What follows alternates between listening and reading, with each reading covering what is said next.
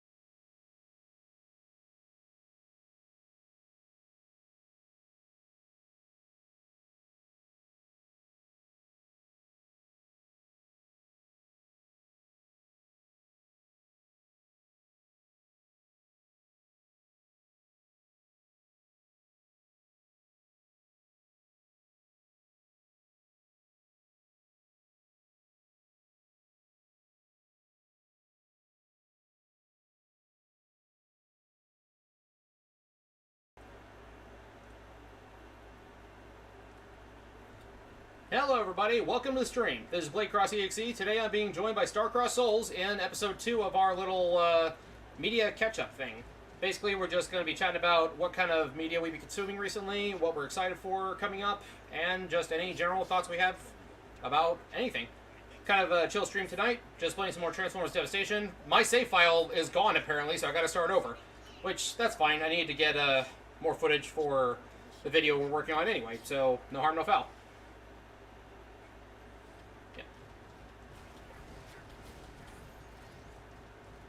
So, as I mentioned last time, this game is basically Metal Gear Rising, but with Transformers. And you can actually dodge instead of having to parry everything. So, CJ, what's on your mind tonight? So much. I can't even begin to... Actually, hold on 1 second. I need to... My bitrate is tanking already, and I'm trying to get this link shared around. About to say, you're not even doing like gameplay or anything. You're just doing like a face cam, right, on your end?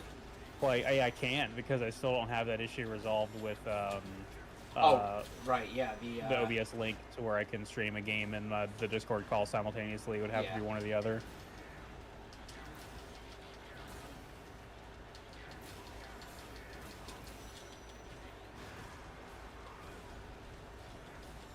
These ground soldier bots are really cool, but their toys are really expensive because they were like a special 2-pack with the Elite Seeker, and they got scalped. So good luck finding one for a good price. Did they really? Yeah. Yeah, like not That's so annoying. Not these guys right here, but like the gray cone heads, like the dark gray cone heads.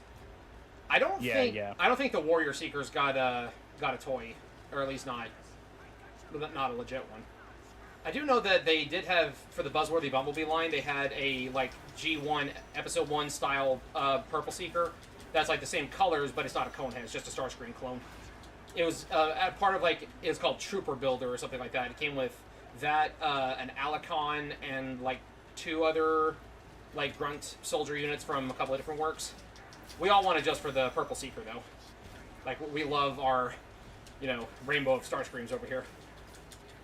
It's like Transformers Animated, but, other series.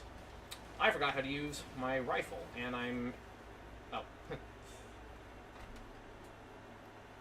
Is there ever time to do that iceberg? It would be now. Yep, absolutely. What are your thoughts on the upcoming Mega Man Star Force collection? Well, my hype for it was actually significantly less than I thought it was going to be, but that actually has more to do with how I found out about it and less about the fact that it's happening. It was like, I'm watching the Nintendo Direct, and when it's like 2/3 of the way done, I get a message from a friend on Discord. My audience will know him as Gavin Dragon, and I see there's a YouTube link, but I don't see what it is. And I say to myself, I'll watch it when the Direct's over, because I'm over here watching the Direct live with my wife. And then Direct's over, like, okay, that was all well and good.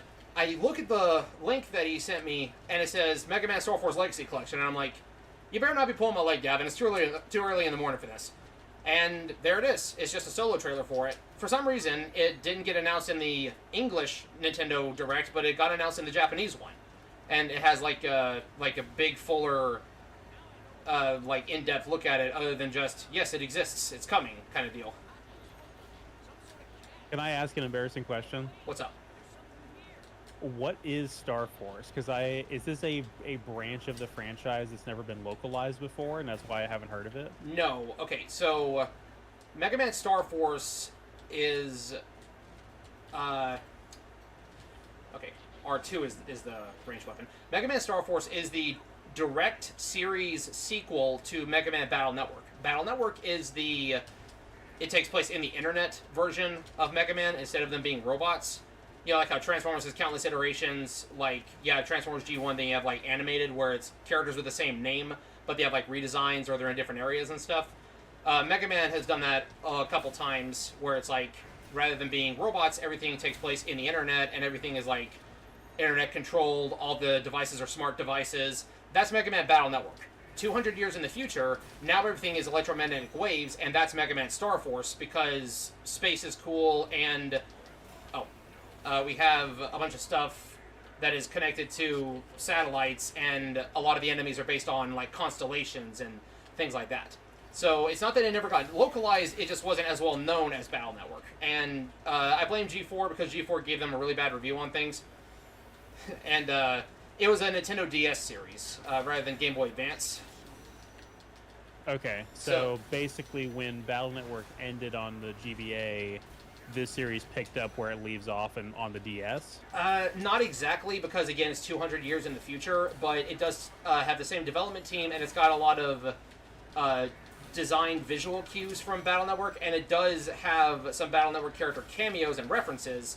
So they are directly linked. It's just 200 years in the future. Yeah, I was more so asking in terms of the release, the release order, not so much the continuity. Yeah, release-wise, yeah, I would say like 3 years or so. I'm trying to remember. I'm trying to remember when the last game in the series came out. But it's also a thing of we did have a couple of Battle Network games get like HD versions, or not HD, but like updated versions on the DS as well around the same time as Star Force, and one of which was a Battle Network Star Force crossover game. So, that is what that is. But yeah, we finally got the Star Force Collection got announced, and a lot of us thought that Legends would happen first, because Star Force is a conversion, or in this case, is going to be a conversion of a DS game to modern console games, and it did incorporate the DS touchscreen. So that's a lot of conversion you got to do. The Mega Man Legends series is just 3 games on PS1, if you're not counting the mobile games or the, I think it was either Chinese or Taiwanese edutainment game that for PC. I don't remember which one it actually is, but it's one that we never got here in the States, and it wasn't even, from Japan. If you don't count those, then it's just 3 games. It'd be super easy to port to modern consoles, because Star Wars has already done that 3 different times. So, yeah, it's interesting. I don't know what's going on. I mean, I wish I knew more about the series. Also, Mega Master in chat saying that Star Force has been localized and had an English adaptation for the anime. For the first half of the anime, the first half of the first series is a better way to phrase that. It is an odd that release was really odd. I'll go to that here in a second, because I did actually recently watch the English dub of Mega Man Star Force, and for all we got of the English dub, it actually leaves off on a cliffhanger, because again, it only adapted the first half of the series, or first half of the first series, because there was 2 different series. Interesting. Yeah, but no, as far as Legends goes, I don't know what the deal is with that series, but I know there's just this fanatical hype around it because we'll never get Legends 3 or whatever. But yeah, I don't know what the apprehension is as far as porting those goes. I feel like it's because Legends doesn't have as big of a fan base in Japan as it does here in the United States. For some reason, North America is where the fans of Mega Man Legends are. Not Japan, but Japan loves Battle Network and Star Force. So the Battle Network collection showing up, no-brainer. Star Force, I thought it would have taken more effort to get it converted than the Legends games. But again, Battle Network and Star Force have the same teams, and Mega Man Legends also has the same team. A bunch of the same people worked on all 3 series. So I can absolutely see Legends coming sometime soon. We thought if the Battle Network collection did well. And in my mind, I've said this on a different video, I saw the Battle Network collection getting released as a last hurdle for the rest of the series getting a collection or re-release. It's once this one happens, the others are inevitable, is kind of the mindset that I had. But again, that's just me personally. It's it's no longer beyond the realm of imagination for me. I can actually believe it happen. I'm not just the doomer of, oh, it'll never happen because there's no money. Yeah. There's absolutely money, at least in the North American market. My version of that, to kind of segue into some of the media stuff I want to talk about, is the Night Dive remasters of old classic PC games, particularly shooters. Yeah. Are you familiar with this at all? I can't say that I am. So, Night Dive is a studio that they developed this thing called the Kex engine, and they're basically using it to port pretty much every classic shooter. So the current most up-to-date commercial release of Doom runs on the Kex engine. The previous port of Doom actually ran on Unity, which is interesting. the Quake and Quake 2 remaster, the Rise of the Triad remaster, um, and they just announced the Dark Forces remaster is on it as well. They just announced pre-orders for the limited run System Shock 2 anniversary remaster, which looks really awesome. So I pre-ordered that. Unfortunately, the only console that I have where I could get a physical of that was Switch. So I'll have it on Switch, but I think I'm going to play the vanilla version of that to completion on the Steam Deck, and then maybe play the anniversary version. I might actually gift some copies of that on the Steam Deck to give to, or on Steam to give to people as game keys to play that on co-op, because that game actually has really fun co-op mode for an immersive sim. Yeah. But there was another game that was just announced as Night Dive's doing a remaster of, that is a old LucasArts game that is not Star Wars. Have you ever heard of Outlaws? I've heard of Star Wars Outlaws, but no. I'll joke. Funny naming coincidence there, yeah. All joking aside, I don't think I have. Not by LucasArts, at least, because that's not exactly the most original title in the world. Yeah, it's a cowboy first-person shooter released on the PC in like '96 or '97, and it's still like 2D. It's closer to Doom style graphics, which seemed pretty primitive by the standards of '96, because you had Quake and Duke Nukem 3D to compare to. Indeed. But it has like really nice production quality. It has these like nice hand-drawn animated cutscenes or whatever, and professional voice acting. It looks like a really cool game, and it's that kind of production quality that LucasArts was known for back then, before they started adapting so many Star Wars games that they had to off-source Star Wars to other side studios. Yeah. Because that's the thing with like early like '90s era LucasArts, they were making great games and they were doing it all mostly in house. But really, what happened was the Phantom Menace, where they were making so many games in such a short amount of time because Star Wars was so hot that they basically had to off-source development of these games to other studios. And so a lot of the games made during the prequel era were made by other studios, such as, and sometimes for the better, like Jedi Outcast being made by Raven, Battlefront being made by Pandemic. Like, those were good studios. Like, they knew what the hell they were doing, so. Indeed. Like, and OG Battlefront 1 and 2, classic. Like, the most classic you'll ever get in terms of, like, Star Wars games. Yeah. I think the only thing that might be that for me in terms of just classic Star Wars is Rogue Squadron. And I know Shadows of the Empire is loved by a lot. Even back in the day, I found it a little janky. But, you know, I feel like that deserves a full revisit. Waiting for my gun to recharge so I can shoot this guy. Do your guns recharge on their own? Or do I gotta find, like, energon cubes or something? I have always... Oh. I don't remember, but I thought if you ran out of ammo... Yeah, I thought if you ran out of ammo for your ranged weapons in Devastation, sometimes it just doesn't come back within the same stage. It comes back in the next stage. But I could be wrong. I noticed that while I remember going entire stages without any ammo for certain weapons.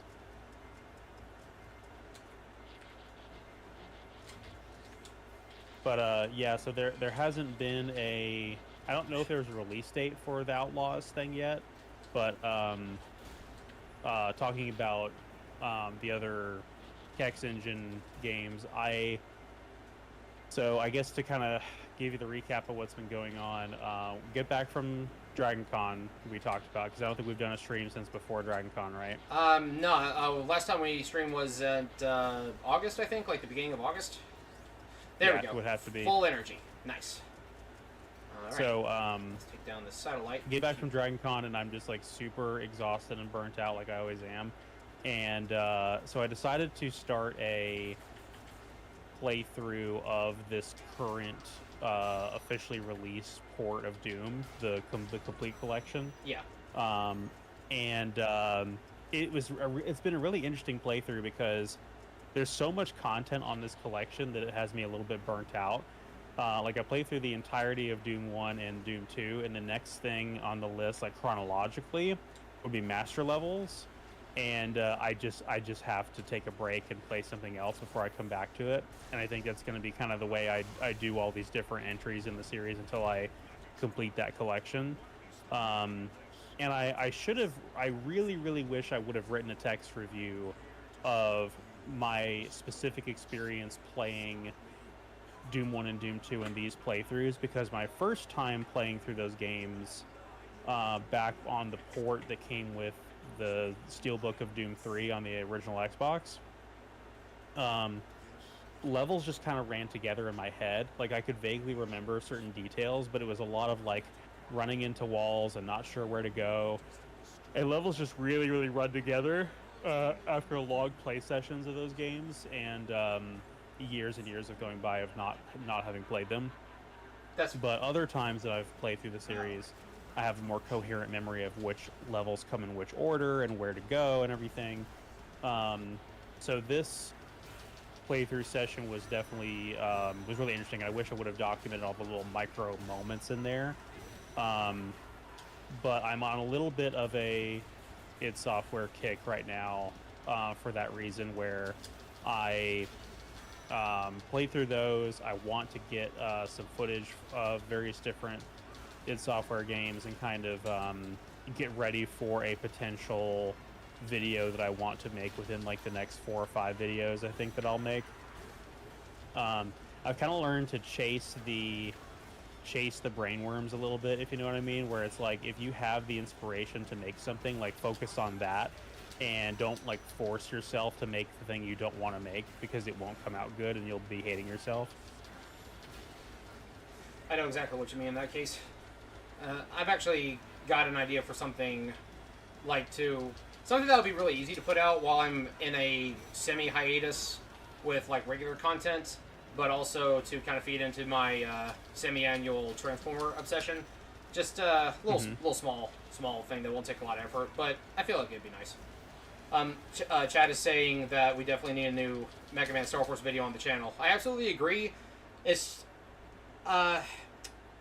like I said just a second ago, I'm still on semi-hiatus because I'm getting some stuff in real life taken care of. Hopefully after this week, I will have things settled down enough to where I can actually get back into making content, and that's why I'm way behind on things like the Mega Man Timelines retrospective. Shadow Rock ZX covered the release. Yeah, doesn't surprise me at all. I would have loved to do a live reaction, but I had to get ready and go to work like immediately after the direct had ended. But one thing I kind of wanted to say about the Star Force collection being weird coming to modern consoles is that, again, it's a touchscreen game, or it does have touchscreen elements, and while most of the modern platforms have some touchscreens, like analogs, like the Switch has a touchscreen, Switch 2 has a touchscreen, and I don't know if it'll be compatible with that or not. Steam Deck's got touchscreen support. PS4 has a little trackpad on the controller. The Xbox doesn't. And I know that we already had the Mega Man Zero ZX Legacy Collection, which also had some touchscreen, gimmicks in it, but I'm curious as to how... What do you mean, failure? How am I supposed to break that open? I don't know. I'm curious as to how they're going to handle it in the Star Force Collection. It could be possible that they do something similar to what the Mega Man Star Force DX patch did, which was basically just use unused face buttons in place of when the game wants you to use touchscreen. And it would just do that instead. I'm going to guess that's what they're going for. But again, that's why I kind of wasn't expecting Star Force to get adapted yet. And I'm even more surprised it's coming to Xbox, considering that the Battle Network collection didn't even come to Xbox. Who knows? Maybe they'll shadow drop that on us and I'll have to buy another copy of that. Me over here being the Mega Man shill, I'm already planning on buying a copy for every single system to inflate the sales like I did for the previous collection. They always say vote with your wallets, and this is how I'm voting. Give me more. You want money, Capcom? Here, take it all. I don't really have too much else to say on the Star Wars collection other than what you can blatantly see in the trailer at this moment. Gavin did point out to me that there's a lot more high-fidelity graphics in there, aside from just the battle card, like 2D sprite images. So it'll definitely be like the Battle Network series where we get the higher res battle card images. But he also mentioned that the 3D models looked cleaner and higher res. So for those of us waiting on Legends, maybe the Legends collection will be not just a straight port from PS1 to PS4, maybe it'll actually be like a from the ground up remaster with higher fidelity graphics, because the Battle Network Collection was a source port, and as far as we know, the Star Force Collection is going to be a source port as well. So, well, that implies that they have the source code, though. Yeah, the only games that we know that they lost the source code for are the Game Boy games, which probably accounts for why, rather than giving us a collection of Game Boy games, they just dumped them on Switch Online. Like, a lot of us fans were hoping for... I don't know if you remember this back in the day, but, like, there was a time when we got a new Mega Man basically every single year, and there was going to be when they did the first Mega Man Anniversary Collection, they were going to have a Game Boy Advance collection of the Game Boy Color games, and the working title for it was Mega Mania. It was later changed to Mega Man Anniversary Collection, and they even showed, like, a demo for it. And some game magazines got like review copies and stuff, but it never came out. So a lot of us were hoping that now that they're doing another round of collections, that one will come to pass. But again, they just decided, hey, Switch Online. So we're like, okay, sure, why not? Have a nice day.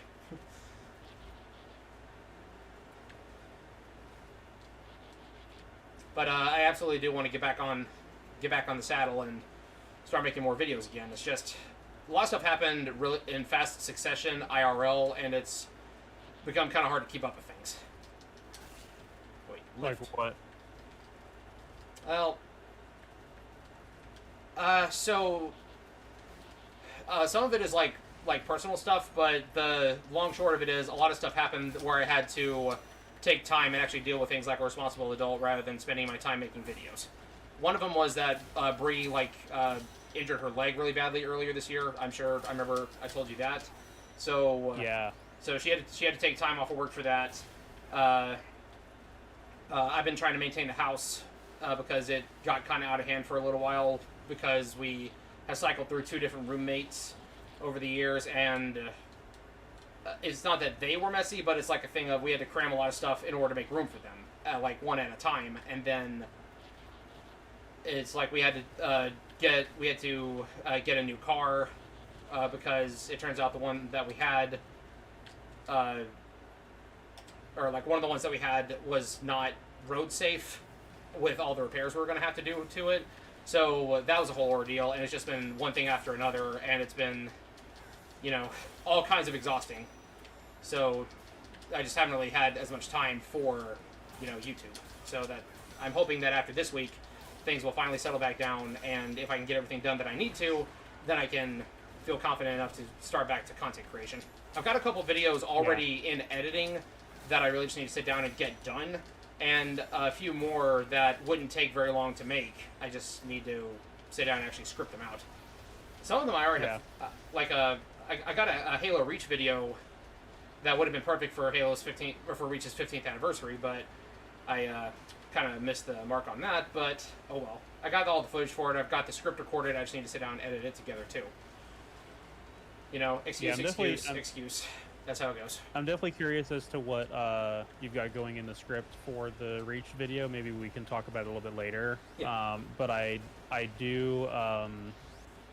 I definitely understand, like, again, not having time for everything and dealing with burnout and that kind of thing, because that's been me as well with, again, I know I've talked about it on here before, but everything that happened in my life from January until May was basically dealing with family death, change in job, adapting to new work-life balance, just fighting burnout and exhaustion, and then just like you also got sick a couple times this year, so just all of it at once. Yeah, but I was the most sick in August. Actually, I got sick in 2 different ways in August, and that I feel like I lost half the month of August to being sick. But working on that cosplay, like almost all my free time between January and May was banging out the Tales of Arise cosplay. Yeah. But after that, it just seemed like the time from June until September or until late August for Dragon Con was just the blink of an eye. And I worked on the Darkspark video intermittently in that, but just not as much as I wanted to. Because it's just not been a very fun video to make because it's not that great of a game. But yesterday, I I think I dead ass probably made 60% of that video yesterday alone. Like 60% of what that finished video is going to be was made in one day yesterday. It's great progress. And okay, it is it is coming along pretty well, and it's one of those things where the further I'm going in the script, the more I am making like funny observations about the game that is making the process a little bit more amusing, or a little bit more fun. So I'll give you an example.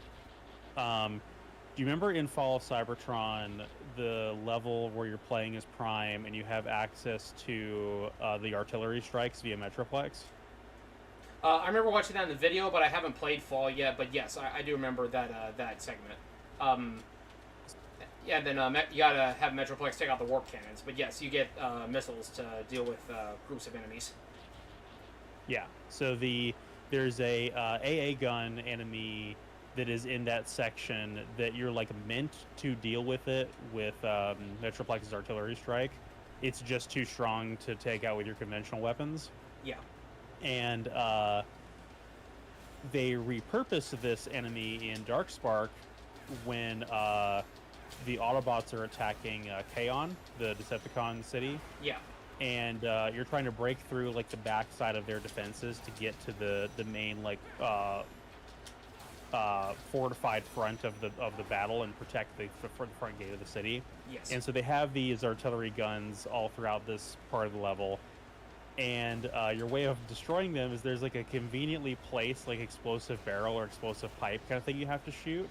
But what I realize is that I don't think there is an animation for in the explosion of these things blowing up. And so what happens is you shoot the pipe and the enemy just parts of it go flying everywhere. There's no explosion, there's no flash or anything like that. And I think the reason for that is when they used them in Fall of Cybertron, they had this big flash from Metroplex's attack, and so it disguised the fact that underneath that there's like no asset for this thing exploding, just parts going flying everywhere. Yeah.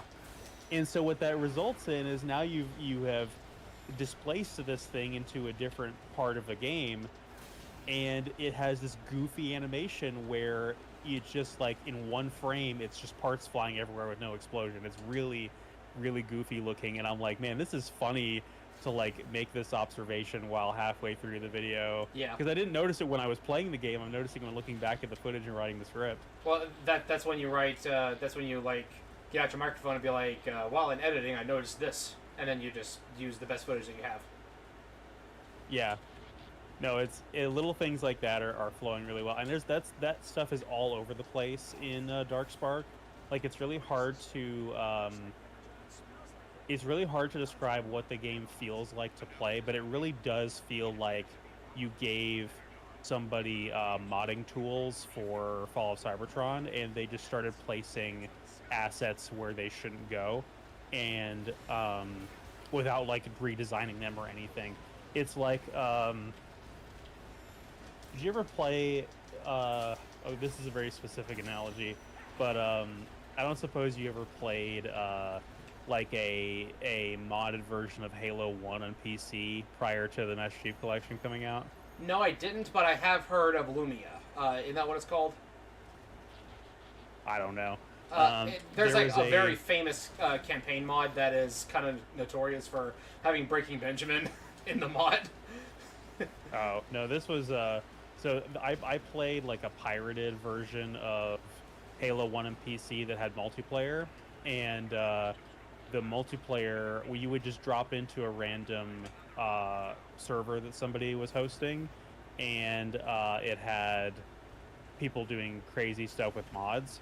And so there would be like, you'd have the assault rifle, but every projectile that comes out of the assault rifle's barrel is a sniper rifle round. Jeez. Oh, that's horrifying.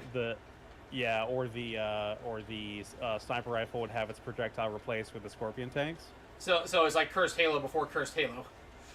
Right, it's Cursed Halo like a decade before Cursed Halo kind of thing. And so it's like that is kind of the vibe of Darkspark. It's like we've just kind of interchanged all these assets without any regard for how they fit together or coalesce.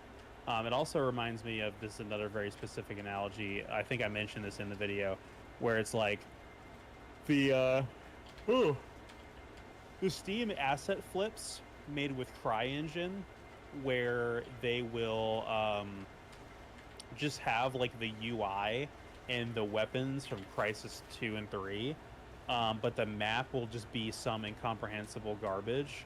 And so you're like, it has like the feeling of Crisis 2, but it's like a mess. Like, what's going on? And I've almost been a little bit worried making this video that I've been too mean to the devs, because like there is a fun game in here somewhere, and they did the best of what they were given, but like it is just kind of a matter of fact that they were given assets from Fall of Cybertron to this B-list studio that only made shovelware aside from ports of BioWare games to the PS3, and that's it. Like they weren't qualified to make a follow-up game to Fall of Cybertron. And if they just made if they had made like some trashy movie tie-in game for Age of Extinction, it probably would have been worse. So I guess I'll take what I can get there. Yeah. On the subject of it looking like just a bunch of like flipped assets, we could also, like a more like on-brand comparison, we could say Transformers Devastation to Metal Gear Rising. You've heard me make that comparison before. A bunch of fans have said that like Megatron's moveset is literally just Senator Armstrong, like with the exception of the fusion cannon and like the black hole attack that he does, where he like, actually no, I think even the thing where he draws in all those wreckage together and throws it at you. I think Armstrong even has an attack similar to that. But like the Flame Geyser is straight up Armstrong. If you look at the way Sideswipe moves here with the dual swords, that is just straight up Sundowner. Like he's one of the bosses. I mentioned that during my first playthrough. It's literally the same like animations and movements and all that. Yeah, but that's at least done with like so much more polish, though. Oh yeah. Like that's done. If that's like copy and pasted assets, at least it's done professionally. Whereas, like again with Darkspark, it's like they're just moving around assets in their entirety without changing anything from Fall of Cybertron. Like I wouldn't be surprised if they even copy and pasted some of the level interiors, because there's no way they had an art director, art designer, or a level designer that was as talented as the people working for High Moon Studios. So I wouldn't be surprised if they just took like here is a texture, here is a light source, here is like a ledge you can stand on. Let's just copy and paste that enough times until we have a room, and using the assets already in Fall of Cybertron, and like that's how that game was made. Which again, it looks pretty passable given the circumstances, but yeah, it's got way more, way less polish than what you're describing. Right, and that makes sense because at least with Devastation, at least we have like new character models, and we don't see like any of the like enemies from Metal Gear Rising running around here. Like I imagine that in Darkspark they might have even recycled like some Decepticon drones and grunts and things like that. Because I mean it's a Transformers game, and there is like literally maybe one or two enemies that are unique to Darkspark. Everything else is literally from Fall of Cybertron. Yeah, see? Alright, after I take out the Seeker Squad, I'm going to try to catch up chat real quick.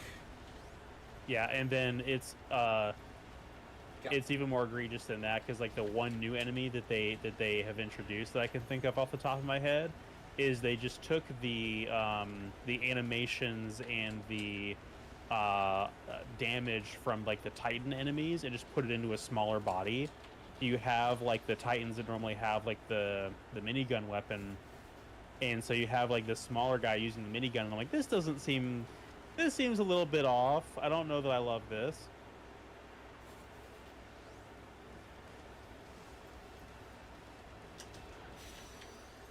But yeah, the game is It is shockingly mediocre, and but I'm almost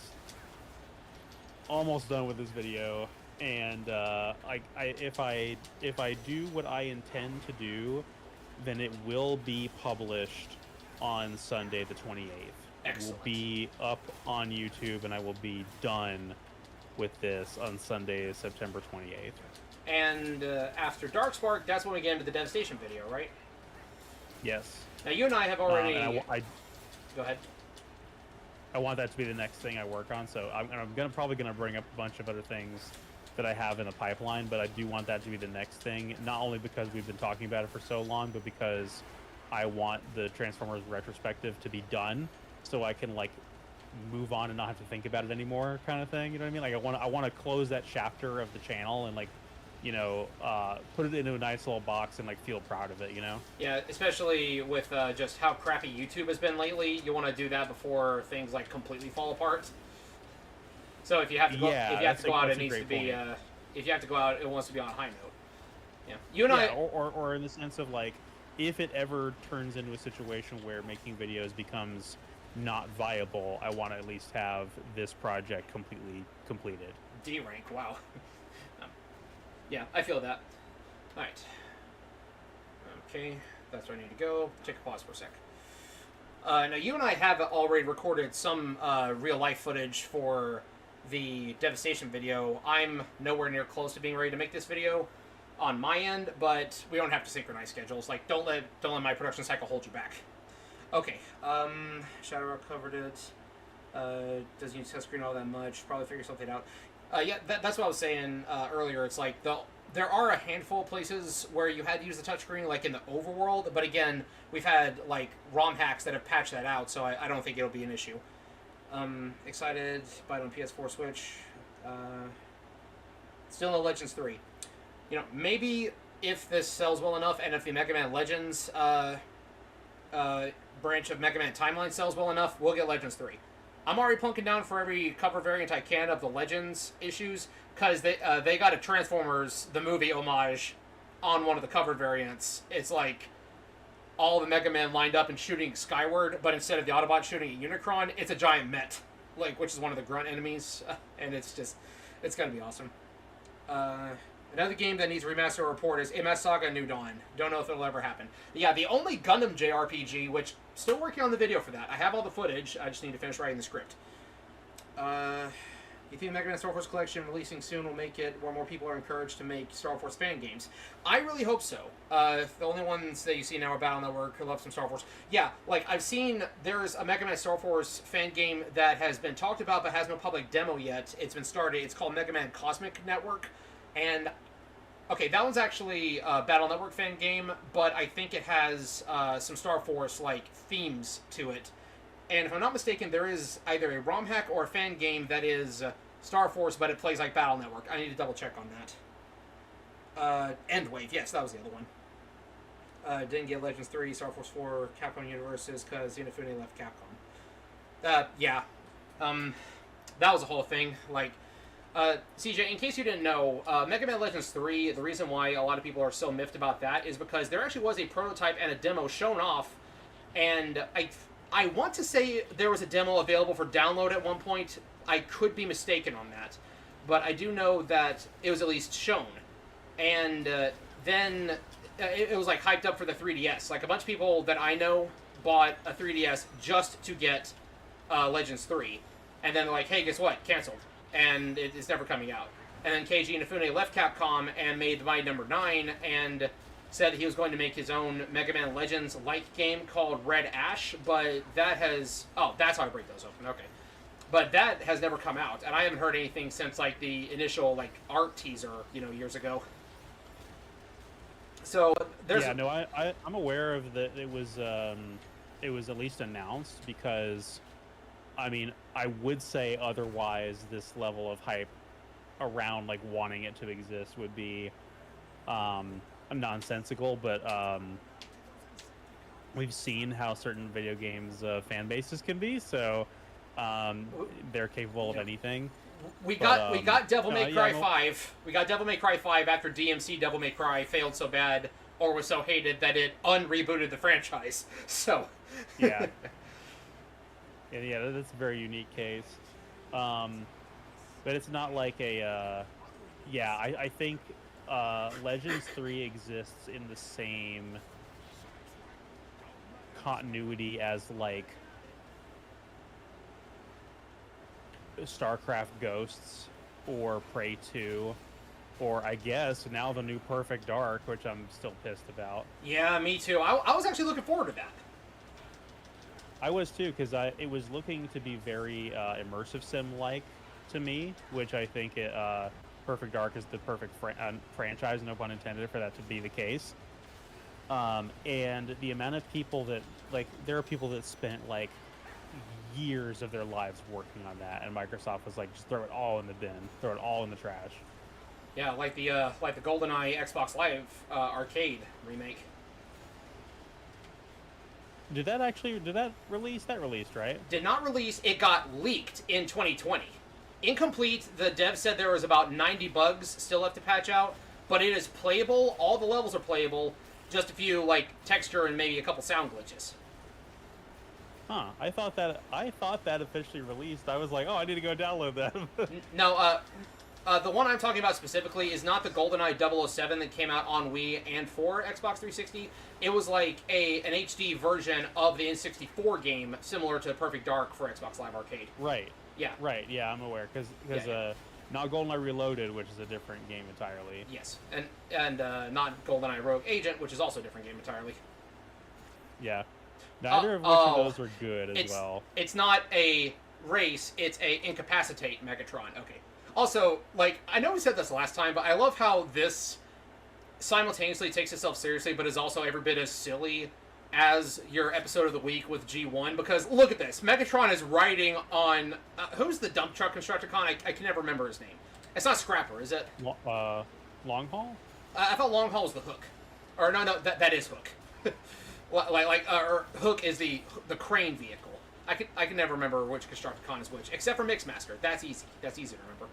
But like I'm fairly certain the dump truck is Long Haul. But he was Megatron's riding on him, and he said, "My chariot awaits." That is totally something that would happen in the G1 cartoon. Yeah, no, I love the tone of Devastation. I think they nail it as far as the G1. The tone of G1 with a little bit of the comics flair in there. I also love how they mention no one's harnessed plasma energy since Ancient Cybertron, and that's totally a throwback to the final episode of G1, where it's like the plasma energy chamber is too powerful for Cybertronians to harness, and then they Magic MacGuffin harness it because Headmasters, and they bring in a new golden age of Cybertron in the very last episode. So they're alluding to that when Starscream at the very beginning said that plasma energy is too dangerous. I'm like, I am loving how this feels like it could fit perfectly in continuity, just about. I mean, Nova Prime being a cliffhanger at the end, even that is not completely out of the question, because we had several characters that didn't get decisive endings in the cartoon, like Dr. Arkeville and Nightbird, and even the Headmasters themselves, like the Nebulans, like the Hive. We didn't get a decisive ending for them either. So this is honestly... This could basically be a missing episode of G1 if you just want to watch the cutscenes. This is like perfect. But I wanted to come back to what we were saying earlier about the Devastation video. Yes. So, if our schedules don't line up more or less, and you're working on other stuff when I want to work on this video, because I know there's a little bit of we haven't really quite agreed on how we want to do this as far as the original plan at the beginning of the retrospective was you were going to talk about the Beast Wars games, and I was going to talk about the Armada game and the Cybertron trilogy, and that we would meet up at Devastation and cover it as a crossover. But it's like, I know with the lack of time that either of us have to put into videos, it feels bad to put a ton of effort into a video that doesn't go up on our own channel, right? Yeah. So it's like, how can I, in good faith, ask you to put a ton of effort into a crossover video that only goes up on my channel? And so I know you want to do like your own video on Devastation as well. So if it ends up being the thing where you still want to do the crossover, but you still want to make your own video, what I might end up doing, because the fact that the interview we did at Comic-Con, I don't know how usable it's going to be, because I have those audio syncing issues, and the lighting is terrible. In spite of all of our efforts, we brought like 3 or 4 lights to light that set with. It still looks just like gross and weird, and I don't like the way that that video visually looks. Yeah, we had like 3 or 4 different light sources. We had 3 different cameras, at least 2 different microphones. Stop dodging me! Come on, like I just need one good hit. I remember this took me so long last time. Hit him! Yeah. So like it's really it's annoying that we're so prepared and put so much effort into that, and yet it is like just not. It doesn't look professional. It looks really bad. So I don't know how much of that is going to be used. But what I can do to circumvent that, if you would like, is I can basically script out the video and just give you lines to read, and just kind of split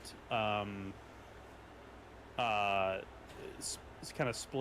commentary dialogue between lines that are mine and lines that are yours, especially going off of the things that we talked about in the interview.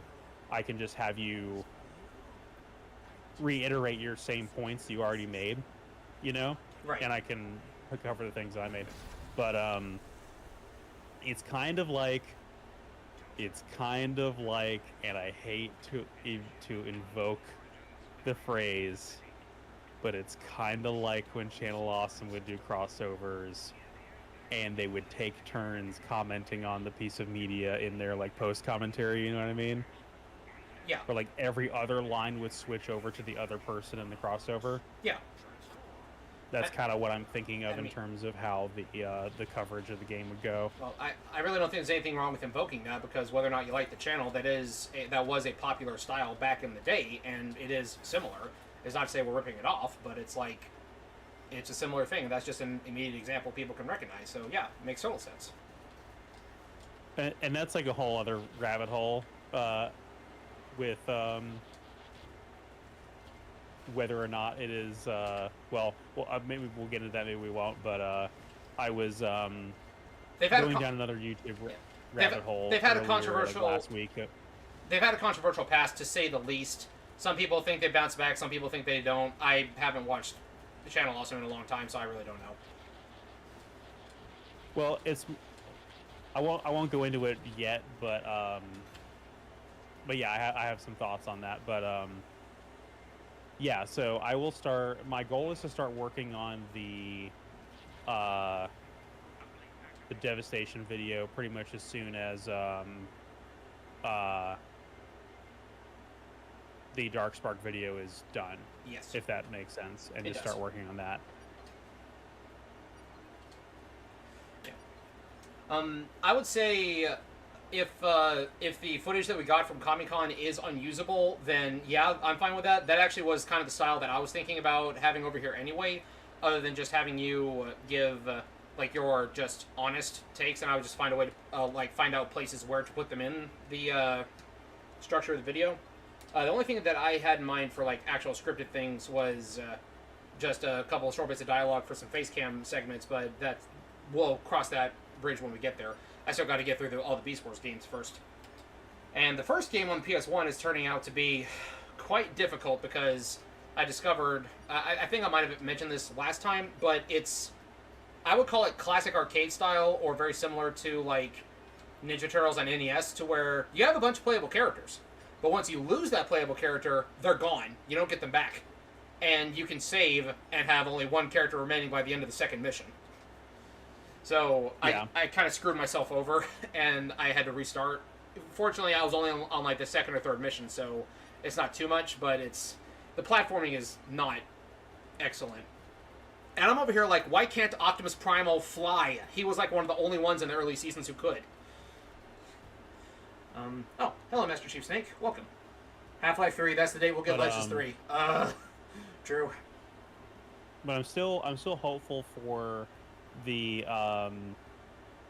I still want there to be some live action footage of us together in that video, because I do like the fact that you know, we do have the opportunity to meet up in person and record stuff for videos. So if that means I have to delay the Devastation video until after we can meet up at like next year's Comic-Con to record stuff, then so be it. But I'll think about that as the production of the video goes along. But at the moment, I do have like basically the intro to the Devastation video already written up. I haven't touched it in a while because I've been focusing on Darkspark, but pretty much at the beginning of the year, I wrote up a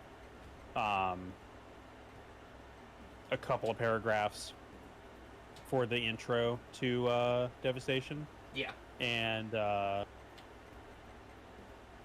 kind of have I liked what we were going for with the interview, because I like the discussion around Clover Studios and Platinum Games being kind of free form.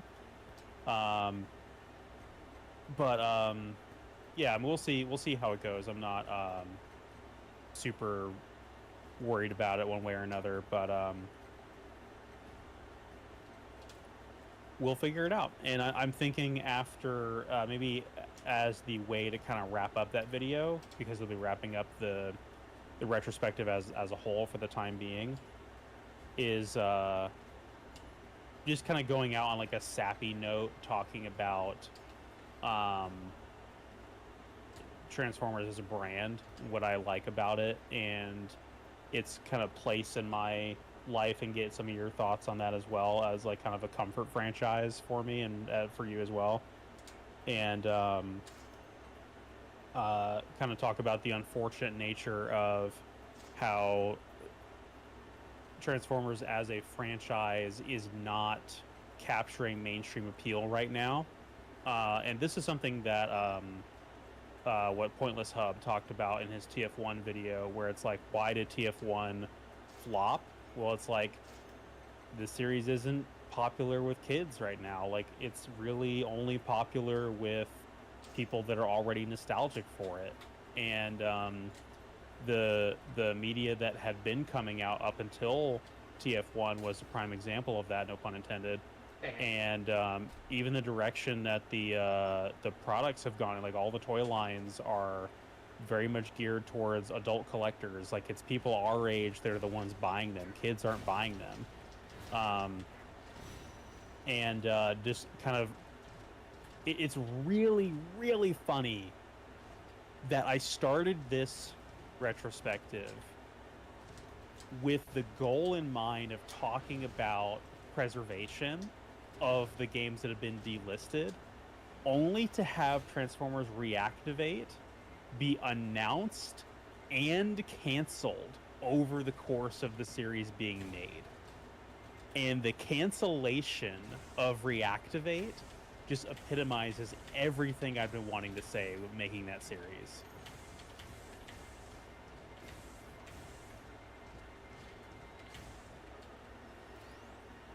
I absolutely agree on that front. Like, Transformers needs a new and better video game that is not just like gotcha game, you know, mobile game, low effort stuff. Like, I'm not going to say, well, I would love a Devastation 2, but we need another game like War for Cybertron or like Transformers Devastation, where it actually feels like Transformers and it actually puts an effort to the game rather than it just being, you know, get the gotcha. But it's also a thing of the gaming industry is on fire right now, but not in the good way. Yeah. It's on dumpster fire, and it's like so many studios are getting cut down before they've even had the chance to hit their stride, because it's like you mentioned in the War and Fall videos. If, you know, it doesn't churn out, you know, millions and millions of sales, then, oh, look at that, off to the Call of Duty mines with you, or you just get canned because investors don't want anything to do with you. And it's like, it also doesn't help that a lot of, like, big companies are now upping the price of their games, and a lot of the big names in gaming are mad at indie titles or smaller game studios not charging the $70, $80 for a game, like Silksong over here, like $20. The gaming industry titans are mad about that, because like, oh, you're making us look bad, and we're like, well, if you make a game that is good enough to charge, $60 for it, then people will flock to it. So it's like, Yeah. it's just Yeah, because the absolute state of the gaming industry is awful. yeah, the retrospective, like I said, the whole Transformers game series is a road paved with closed studios. And a lot of it is Activision. I mean, it's an unfortunate thing of Activision having the license to publish Transformers games ever since the first movie game, where Luxaflux closed down, High Moon Studios became absorbed into the Call of Duty mines, Edge of Reality got shut down. All of those studios paid the price of making a good game that sold fine.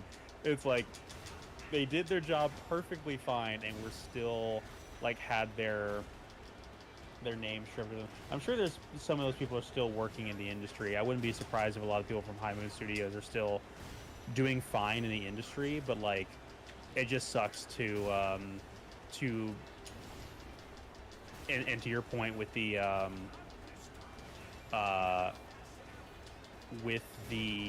price of games, it's like there's this big need for legitimization where all these big companies are trying to basically say, oh yeah, games should cost this much because X, Y, Z, whatever. But there's really, it's really just corporate greed, and it's interesting because I have a lot of friends that have different like political and ideological perspectives about what's currently going on in the world and that kind of thing. But we kind of all unanimously agree that the price of games and consoles is just completely unjustified. Yeah. And it just literally comes down to corporate greed. They're charging what they want because they can get away with it. No one's going to stop them. So. Yeah. And this is like, for Transformer games specifically, I feel like Transformers is in the ultimate no-win scenario, because we talk about this pretty much every time you and I get on stream, talk about Transformers, that nowadays it is not being kept alive by the kids as it was back in the 80s, 90s, and early 2000s. It's being kept alive by adult collectors. But even like the rise in price in action figures and the lack of like highly acclaimed media, like, because not a lot of people liked the War for Cybertron trilogy, not a lot of people liked the Prime Wars trilogy. I haven't seen either of them yet. That's actually something I was thinking about watching for next time we do this little podcast dealio.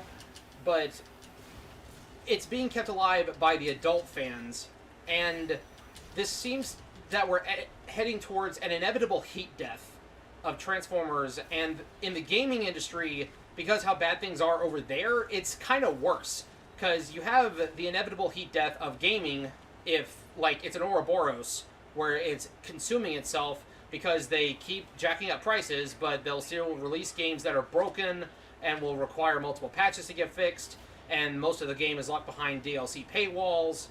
And the current state of Transformers is a franchise that is kind of on life support, and the gaming industry, I would say, is on life support right now too. So it's kind of a no-win scenario if you want a new Transformers game. Like, that might be very nihilistic and like doom and gloom of me, but am I completely wrong in that? Well, there's a larger point to be made about like so many of our media, particularly in the West, is focused around like 80s and 90s nostalgia. Yeah. And the like I don't think you watch them, but the Red Letter Media guys talk about this a lot, where they say like whenever there is like a reboot or a years after sequel of like an 80s movie, it's full of all this like really sappy whimsy, where it's like, oh, remember the 80s, remember the movie that you grew up with, remember your childhood, kind of thing. And it just the member berries from South Park, and I feel like, I don't want to say that The Force Awakens is like a perfect analog to that, but it kind of matches a little bit, because The Force Awakens like carbon copied so many things from the original Star Wars movies. Yeah, and the Star Wars sequel trilogy is like that to an extent, but I think the worst offenders is like Ghostbusters Afterlife or the newest Indiana Jones movie that just came out, um, or some of the like like 70s and 80s like horror movie slasher movie remake reboot type of things. How many times are they gonna how many times are they gonna reboot Halloween? How many times are they gonna reboot Friday the 13th? Yeah. Or who was Terminator. asking for Freaky Friday 2? Yeah, or I didn't even think Terminator Dark Fate, where they have God, what the heck is her name? Linda Hamilton back again as Sarah Connor, and Schwarzenegger is aging so much, and they bring them all out back on the set to do these movies, and it's like, yeah, we know Terminator 2 is awesome, but it was more than 30 years ago, and so much of our media is based on nostalgia for a very particular era, and it's like the demographic that is being marketed to with that nostalgia is getting older and is getting more cynical to it. Yeah. And so it does kind of beg the question of like, what is next after that? And I think a lot of it, to again come back around about the price discussion, whether it's video games or it's movies or whatever, I just think the cost of making some of this media is so overblown that they try to make it as mainstream appeal as possible in order to play it as safe as possible, where they don't want to take many risks or do something new and original, because if it costs like $1 billion to make, you want to make sure that it's got the return. You didn't make a bunch of extremely controversial decisions in your story or anything like that. Yeah, like one example of again, we've already talked about this. Did I just go in a complete circle? Like we talked about this when Transformers 1 first came out, how it is simultaneously a love letter to G1 and other series, but it's also fresh and new enough to where it's not just the same like tired old story that we've seen 100 times before. It actually is new, like new enough, and actually gave us some different takes on the backstories of the various characters, and it's accessible enough to new fans, and it is good enough to be beloved by old fans without a lot of the major creep factor that came with the Michael Bay movies. But again, the reason that flopped so hard is just because the marketing really didn't do it any favors at all. Like, whoever's on that marketing team needs to get canned and never work in marketing again. Seriously, like this should have been a slam dunk, because the movie was great, but again, not enough people went to see it in theaters, and Hasbro just pulled the plug and they're like, yeah, no more we're not financing any more Transformers movies. Yeah, with Transformers 1? Yeah, with Transformers 1. Yeah, I don't know, because see, like, everybody talks about like the trailer being bad and the marketing being bad, and I don't know, I feel like I'm one of the only people that's like, I don't feel like the marketing really. The marketing is only bad if it's like you didn't know that the movie was a thing, and I knew the fuck that the movie was a thing, because I saw the trailer like the hour it debuted, and maybe that's because I had Transformers fan media on Twitter and other websites where it's like I had the trailer pushed in my face the moment it premiered, but like. The only way I feel like the marketing let the movie down is if you just didn't even hear about it. But the idea that the trailer was bad and misleading is like, yeah, maybe. I mean, the movie was certainly way better than the trailer would lead you to believe. But I don't know. Like, I feel like when I first saw the first trailer, I was like, okay. I mean, this seems like pretty much what I would expect. I don't really mind it that much. Whereas other people were like, oh, the trailer was so bad. The trailer totally let the movie down, and I'm like, I don't see it. Like, yeah, it wasn't a great trailer, but like, I don't think it is as responsible for the movie's failure as people would like to say. The way a trailer lets a product down is that it doesn't generate enough interest or enough hype to be there. Now, it could have been Transformers fatigue. It honestly could have been, because we did just have like 3 or 4 different toy lines back to back that had a lot of very similar toys and characters. We also did have the Prime Wars trilogy and the War for Cybertron trilogy, which again, based on reviews that I've read and watched, a lot of people just didn't like him. But again, I reserve judgment until I watch it myself. So it could have been a Transformers fatigue thing, and not like not everyone liked Rise of the Beasts as much as we did. And again, here we go. Again, I still think that Rise of the Beasts and Bumblebee are still the two best live-action Transformers movies. But again, I still think Transformers 1 eclipses both of them. All right, Scavenger is the hook claw. Hook is the tow truck. Oh, hello. Yeah, and that's true with critic and user reviews as well. Yeah. I think TF1 still has the best reviews of any of them. I think it still has like a Rotten Tomato score in the 90s. Yeah, as it should. But another thing that honestly didn't do a lot of favors is, we talked about this previously, the celebrity voice cast. Like, that put a lot of people off because, like, oh, it's Chris Hemsworth. I mean, we already had Chris Pratt playing Mario. So it's just so much Marvel, like, MCU alumni is now in our niche pop culture movies that we want to enjoy, but we feel predisposed to not liking them because they are mainstream. And it is kind of a hipstery thing. And honestly, I feel like Chris Hemsworth did a perfectly fine job as Orion Pax, and I feel like Chris Pratt did a serviceable job as Mario. It could have been better, but could have been way worse. Scarlett Johansson knocked it out of the park as Alita 1. I wasn't even thinking, hey, that's Black Widow the whole time. But I did hear Chris Hemsworth Thor come out a little bit during TF1. But again, that's not bad. Like, he did a really good job as a young Optimus Prime, a young Orion Pax. Yeah, and again, if they didn't go with the A-list celebrities, then I feel like the only alternative would have been to go with like either no names or go with people who what I would prefer to see is not so much. It didn't really bother me that they were Hollywood actors. What bothered me is that they were not voice actors, because I think that's a thing that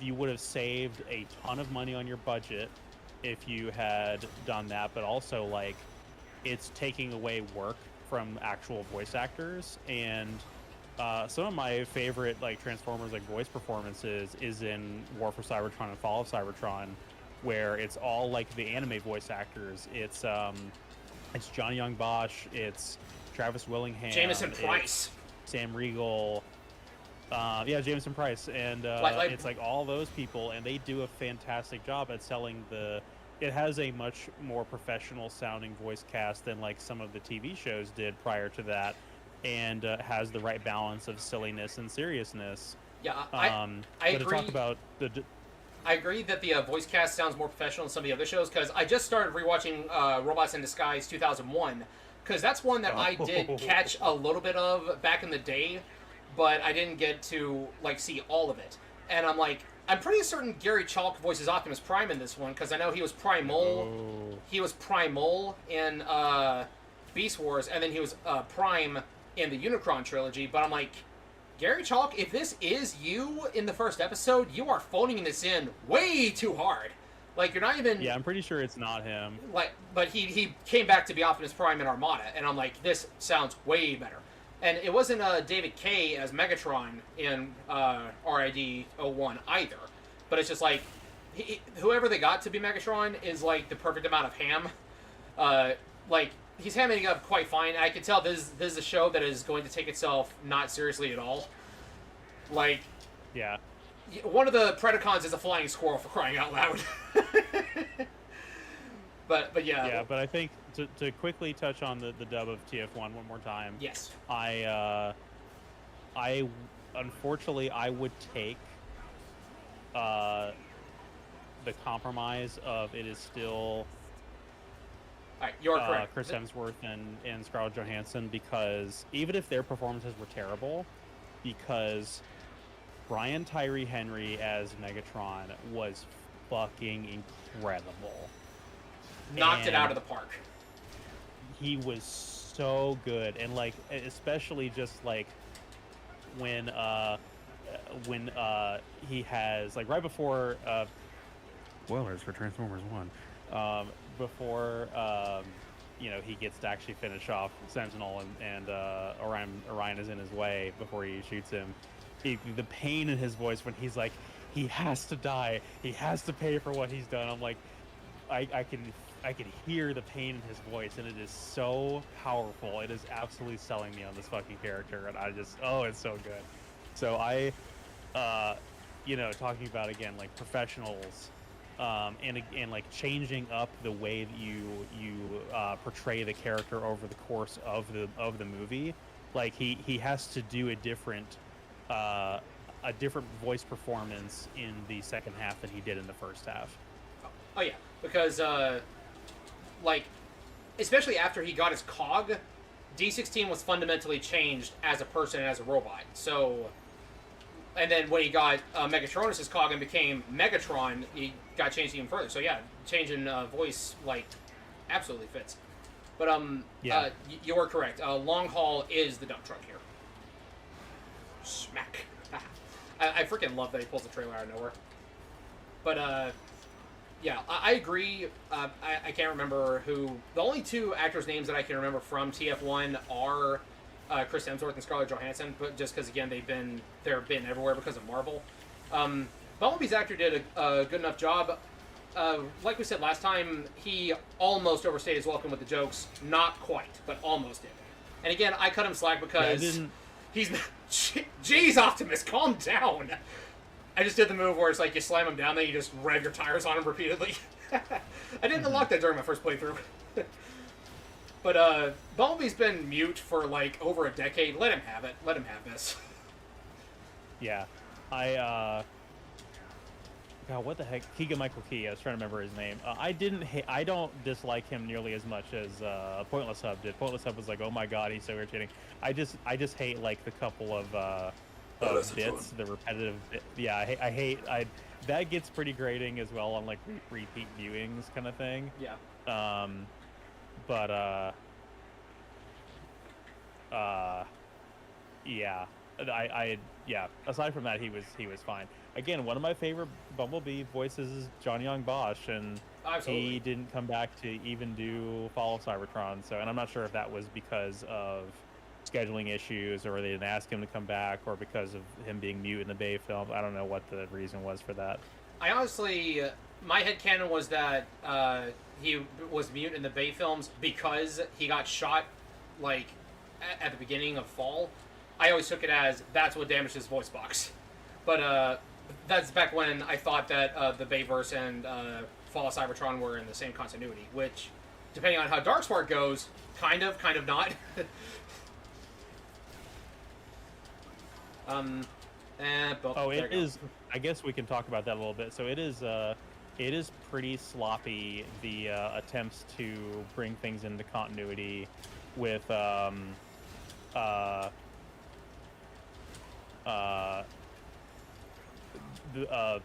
Cybertron trilogy versus the Bayverse. I couldn't think of the word there. Yeah. Also, Mega Master in chat referring to when Bumblebee's introducing his quote-unquote friends, and one of them is called AA-tron, and how that's a pretty funny play on words there. Double A-tron? Like, well, batteries? It's like how people like people who are named AA-ron? Aaron, yeah, like people who are named Aaron, people will call them AA-ron as a bit, and so his I missed name that is joke. probably yeah. Just call him AA-tron as like, hey, this is my buddy Aaron, but I'm gonna do a bit on his name, kind of thing. Yeah. No. At one of my previous jobs, I worked with a guy named Aaron and a guy named Blake. So the entire crew would constantly reference that video. It's like, hey, we're waiting on this food. You want to go to war, Balake? Hurry up! Yeah.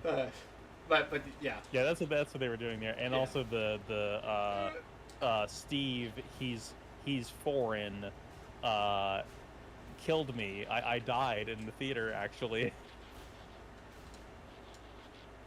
God, what the fuck was I saying? Oh yeah. So the continuity between the Bayverse films and the Cybertron trilogy. I don't know what they're doing. I think they're trying to make the timeline between the Cybertron levels in Darkspark and the Age of Extinction levels in Darkspark they're so far away from each other in the timeline that anything could have happened, I think is the accepted explanation. It's not good. there is, I think it's the 4th or 5th mission. You play as Sharpshot, one of the Insecticons, which is pretty cool. And you are chasing down Sideswipe and Ironhide, and you catch up to Ironhide, and you do a boss fight against him, and he just kind of dies, and you're like, okay, is he just dead permanently in this continuity now? Like, is this their explanation for him being dead in Dark of the Moon, and therefore why he's not in Age of Extinction? Like, it's never explained, it's never addressed. Well, it's also like never addressed. We literally watch Ironhide die in Dark of the Moon. That's like one of the most traumatizing moments of the movie. Sentinel Prime like executes him with an acid rust blaster, and you watch him fall apart, and it's but like horrific. Yeah, and there's no reason to explain like who. I mean, I guess there is no reason to tie it in, but like it's never explained where Megatron is either in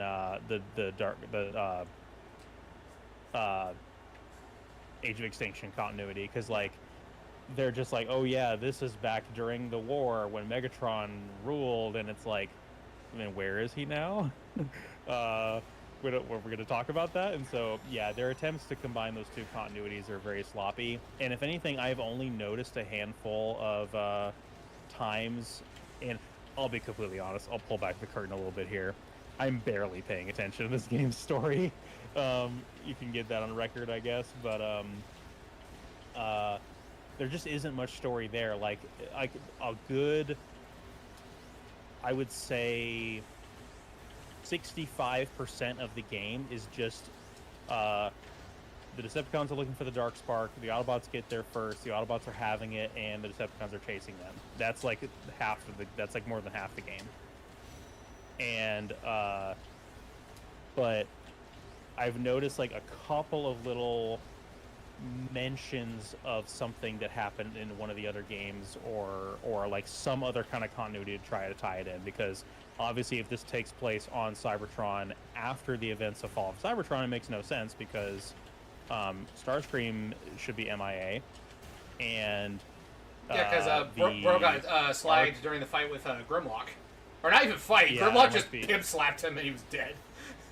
Yeah, he's never seen a game for the rest of the games. We just assume he's just lying there in a heap until the ending. So, and that's not even he shouldn't. Yeah. Go ahead. So Starscream and Shockwave, are like buddy at the beginning of this game, and I'm like, that doesn't make any sense if this takes place after that, because Starscream directly tried to sabotage Shockwave in the finale of Fall of Cybertron. And what else? But there's a mention where you're playing as Swindle, where Swindle is like, oh, sometimes I wish Starscream didn't let us out of the Decepticon brig that the Combaticons were in. And I'm like, is that a reference to Fall of Cybertron? I think that's a G1 reference.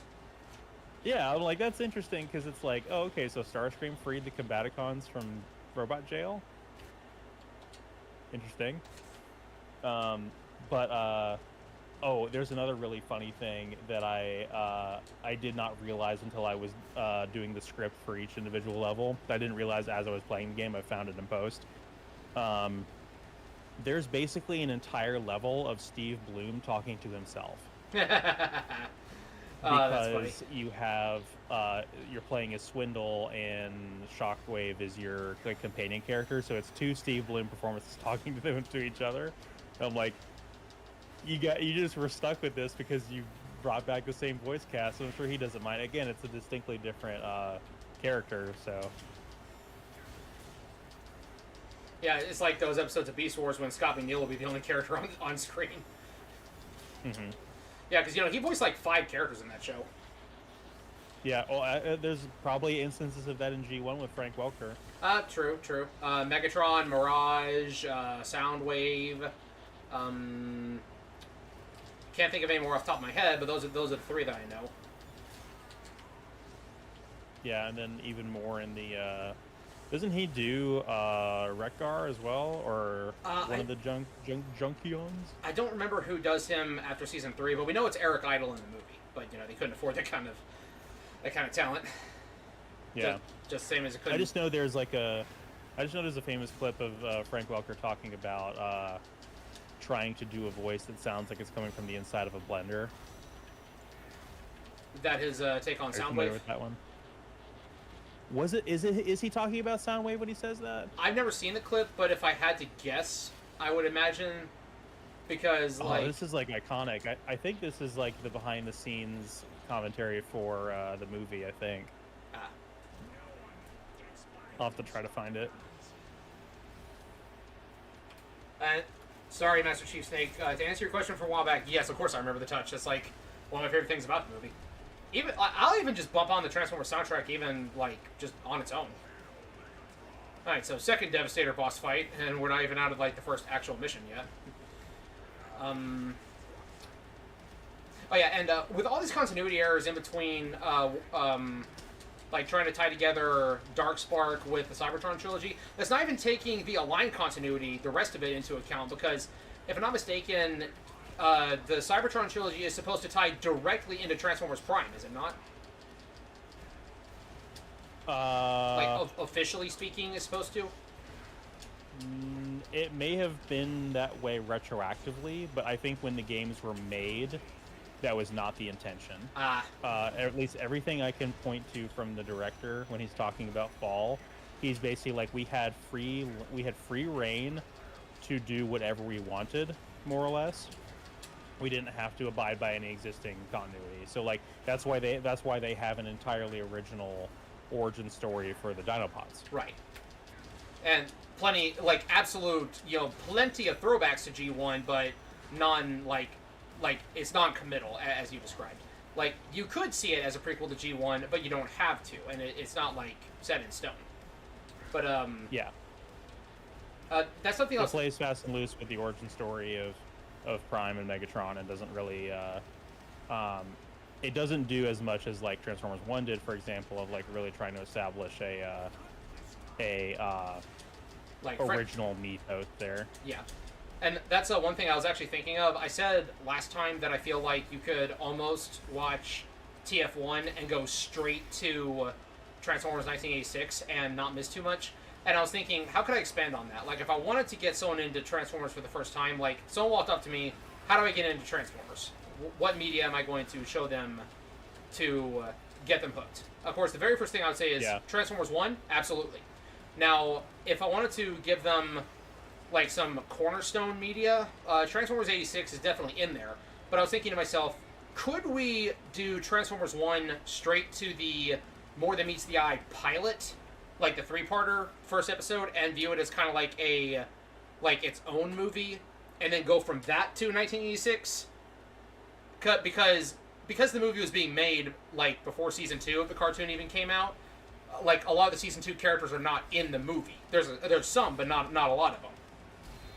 So, or they're not relevant to the movie. They're mostly just in the background. Like the Conehead Seekers are there, but they're not pivotal. You could swap those with like any given Decepticon, you would have gotten pretty much the exact same result. But so I was thinking. Well, actually, I have this exact control experiment, so to speak, with my wife Michelle and one of our best friends, where they had no prior Transformers experience at all, and they went and saw Transformers 1 with me in theaters, got that origin story, and the next thing I showed them was TF-86. Yeah, I remember because so I did just rewatch our streams from last year on that, just as like background noise while I was doing something. I remember we did those kind of back to back, not exactly. It was like a month apart from each other or so, but it was we did talking about all the Bayverse films versus Transformers 1. Then we were like, so how does 86 hold up? Like just casually talking about that. So I remember you did mention that, and so that works. But I do say that why should you care about some of these other characters here that are dying in the TF-86 movie if they didn't have any parts in TF1? To get more impact, I do think there needs to be some G1 in there. Oh, I ran into a wall. And that's why I think More Than Meets the Eye, the pilot, could serve as like a bridge movie, and like without having to watch the full series, because you get. I guess, and I'll let them speak for themselves, but I guess to kind of give you the perspective of my control group that watched it, it's like, I don't know, it's first of all, as someone who has again seen all of G1, I think it's a little, depending on the person, it may not be realistic to expect that level of buy-in from somebody who's new to the series when it comes to like expecting them to have to watch a sufficient amount of this, frankly, pretty poorly aged cartoon to appreciate this this movie. Yeah. Because like I think the specific impact of like, oh my god, I can't believe that character just died, is a thing that is only really going to work if you were a kid in the 80s and had the toys and was watching it in release order. You know what I mean? Yeah. Again, that's why So, I think that the 3-part pilot episode, which again almost was a standalone because they did go back to the drawing board and try to reboot the series completely after the pilot. Like, I actually watched a video on this recently detailing some of the lost early drafts of what G1 was. I think I sent you the link to that one, actually. But the More Than Meets the Eye pilot almost was just a pilot and was not the beginning of the series, because it does end with the Autobots about to go back to Cybertron, and we find out, hey, Megatron's still alive. So it does leave off on a tiny bit of a cliffhanger, but it could be isolated as its own story. But because it's an ensemble cast, we do get a decent amount of a lot of the characters that are seen in the movie. Like Ironhide, Ratchet, Prowl not quite as much. We actually get more Blue Streak than we do Prowl. But we get Bumblebee, Cliffjumper, so you would see those characters again, and that's how you have some kind of connection to them. And then you're just like, oh, they're dead now. Whoops. yeah. But again, I feel like if this is just trying to give you a bite-sized version of G1, then that's how I would, at this point in time, that's how I would attempt to do so. Yeah.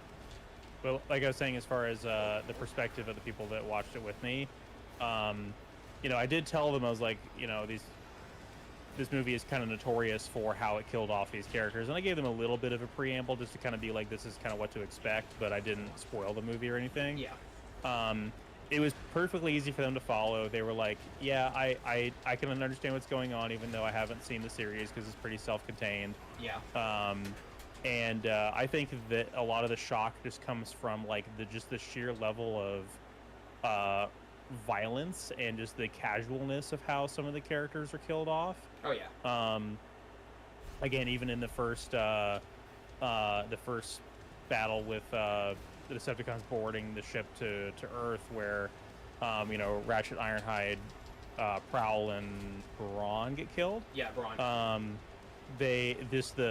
You know, with Prowl, like the smoke pouring out of his mouth and his eyes blowing up, and it's like, Jesus Christ, like that sucks for him, kind of thing. And again, even in TF1, it's like the named characters didn't really die. Like they got into a lot of fights, and there were moments where characters get beat up and get into fights, and there wasn't anybody that really died like that in TF1. And so to go from the origins of this fight where only like the most important villains died and like the other characters were not really casualties of that fight, to going to where, oh wow, this character just got like annihilated, it was pretty surprising. Yeah, and then the characters aren't just like nameless drones or grunts like they were in Transformers 1.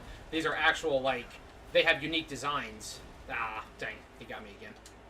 But it's like each Autobot here that you see die has a unique design to them, whereas any of the robots that died in TF1, with the exception of like Sentinel, they were all just like nameless looking drones and grunts and all that. Like, yeah. you know, copy and paste models. Yeah, and then specifically like Starscream dying as well is this thing of like, I can't believe they just did that in that way, where it's like, it's simultaneously like really badass of Galvatron, but it's also kind of like shockingly cruel, where it's like, it's this perfectly ironic end to this character, and he's portrayed very consistently from TF1 to TF86, and there's also like a little bit of fan base notoriety. It's like you can't consume any bit of like Transformers fan media or hear about the franchise secondhand without hearing about Starscream and how much of a sly backstabbing old queen he is. Yeah. And you know, so Michelle picked up on a lot of that just from hearing things secondhand from other fans and hearing me talk about it, and watching my videos, of course, and then seeing him die in TF-86 is like poetically ironic, but also just like this really blunt, violent thing, Yeah. But short of those two pieces of media, because I've been kind of like trying to figure this out as well. I think it depends on the person's individual tastes, because luckily there's a piece of Transformers media kind of for everybody in terms of what appeals to you. And there's a lot of pieces of Transformers media that unfortunately don't appeal to certain people because they haven't aged particularly well. Like, I would have a very hard time showing anybody like Armada. As much as I love Armada, I just don't think I could show it to somebody else, like, for the first time kind of thing nowadays. I just don't think they would find it very entertaining.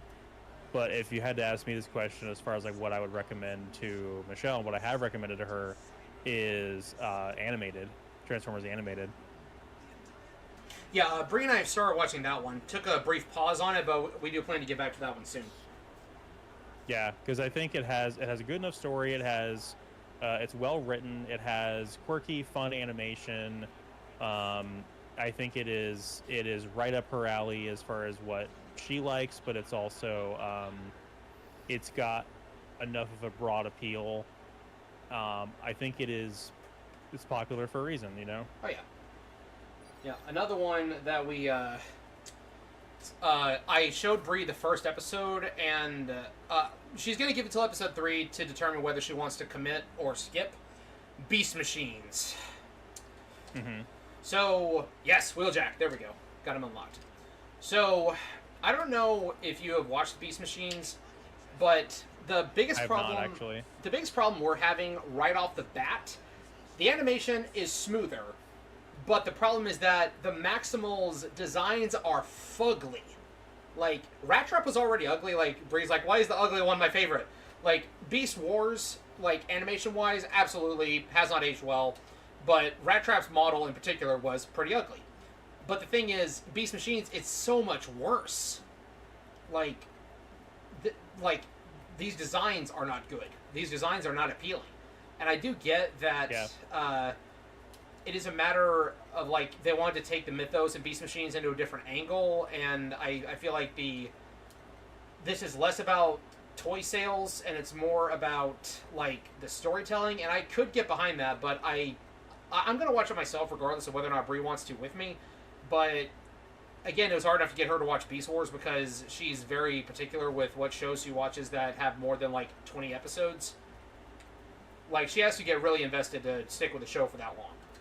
Just because there's so much else to do and, so little time. Oh, I completely relate. Yeah, that's another thing that makes some of the Transformers series hard to recommend, is they are, on average, like, well over 50 episodes. 60 episodes. Yeah. A lot of times. Yeah, like, heck, G1, episode 1 was like, or season 1 was like 13 episodes. Season 2, like, was like 50-something, so collectively you had like 65 episodes before the movie came out.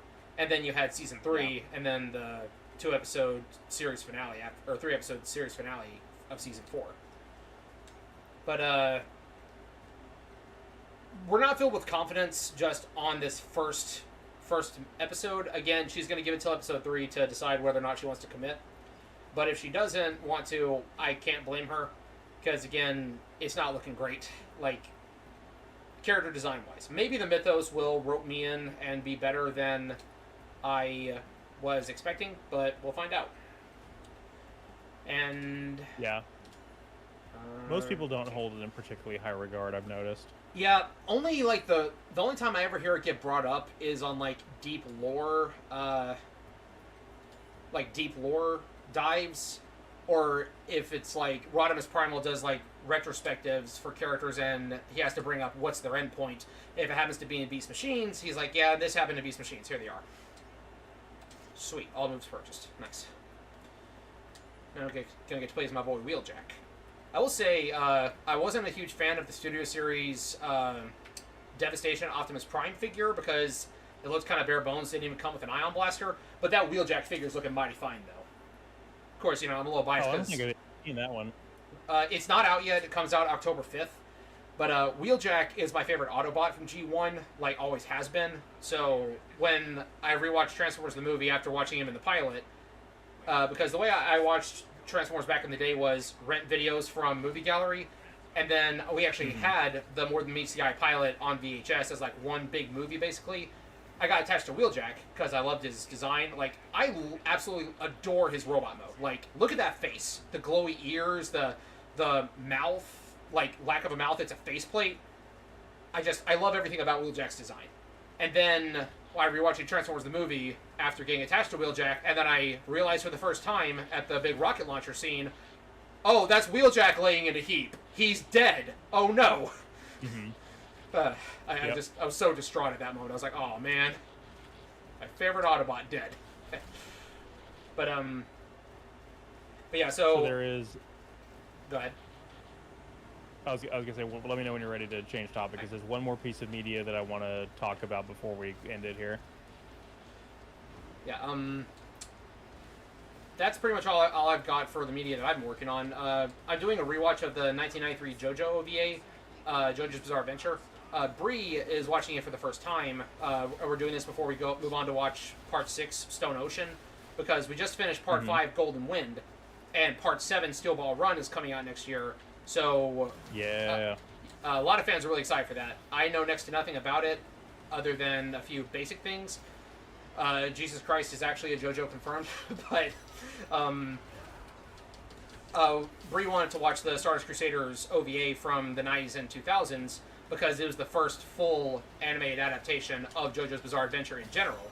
And the biggest criticism that she is having so far, and that I had during my initial watch and review of it, is the voice actors are fine.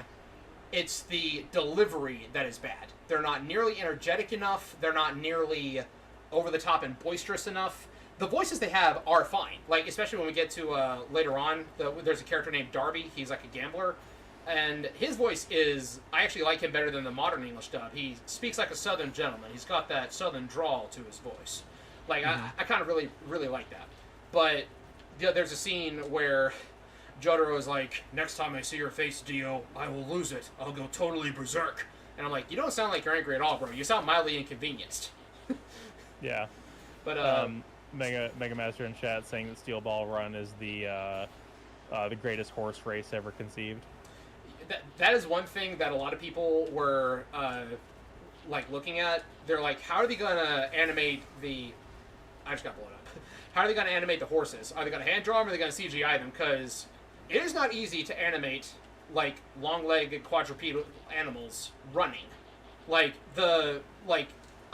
can't think of I don't know anything about the production cycle of a lot of movies with horses, but The Lion King, the stampede scene with all those wildebeest, that didn't that scene alone take 2 years to animate or something like that? I don't know about that one, but about a little over a year ago, watched the movie Spirit, the Disney animated movie about the horse. That was Disney? I thought that was DreamWorks. Oh yeah, you're right. It is DreamWorks. I'm sorry. Okay, yeah, I definitely. I remember watching Spirit back in the day. I just don't know anything about the production cycle for it. Oh no, yeah, we watched some behind the scenes stuff about the animatics, and wow, well, that from a animation quality standpoint, that movie is very impressive. There's a lot of really complex camera angles, and the movement of all the characters is very smooth. Yeah, very impressive movie visually. But in terms of anime, I don't know. I think they will. I don't know they'll necessarily do CGI for the horses, but they'll probably do some kind of walk cycle that is repeated, that is not particularly dynamic. I mean, Sengoku Basara did a pretty good job with the horse animations, and that was 2010 through 2012. Yeah. But that was Production IG, so that's a pretty good studio. I remember how just enthralled the Fate fandom was when we got the Grand Temple of Time movie, and they confirmed that Getchia was not CGI, but was in fact hand-drawn. And I'm like, looking at how ugly that monstrosity is, and you're going to animate that 2D? Yes, please. Yeah, yeah, exactly. But yeah, I will. I'll probably bring it to the table next time. I plan to finish Robots in Disguise and move on to the Unicron trilogy after that. I guess I more or less am solo watching a lot of the Transformers cartoons that we grew up with in order, and then I'll move on to like Headmasters and Victory and Super God Master Force and all those after I get through at least Robots in Disguise 2001 and the Unicron trilogy. Yeah, I think rather than watch any of the series I haven't watched, I think the thing that is closer on my radar, and this is partially so I can make content out of it, but not really, is to read the books. So as I've said before, I have the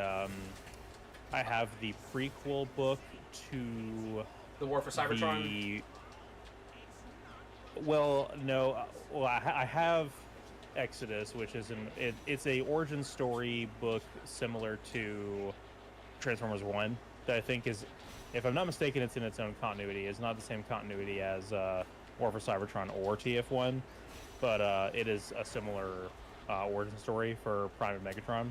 But what I was going to say is I have the prequel book to the first Bay film. I think it's like Shadows of Yesterday or something like that. I'll have to double check what it's called, but I am planning to read that, maybe make a video on it, and then I also have the novelization of Dark of the Moon that I've talked about. If you need a background imagery for that one, because it's a book chat, I am looking at playing the PSP games of the movie adaptations, so I might be able to provide some footage for that. Just let me know what you decide. Let me know when.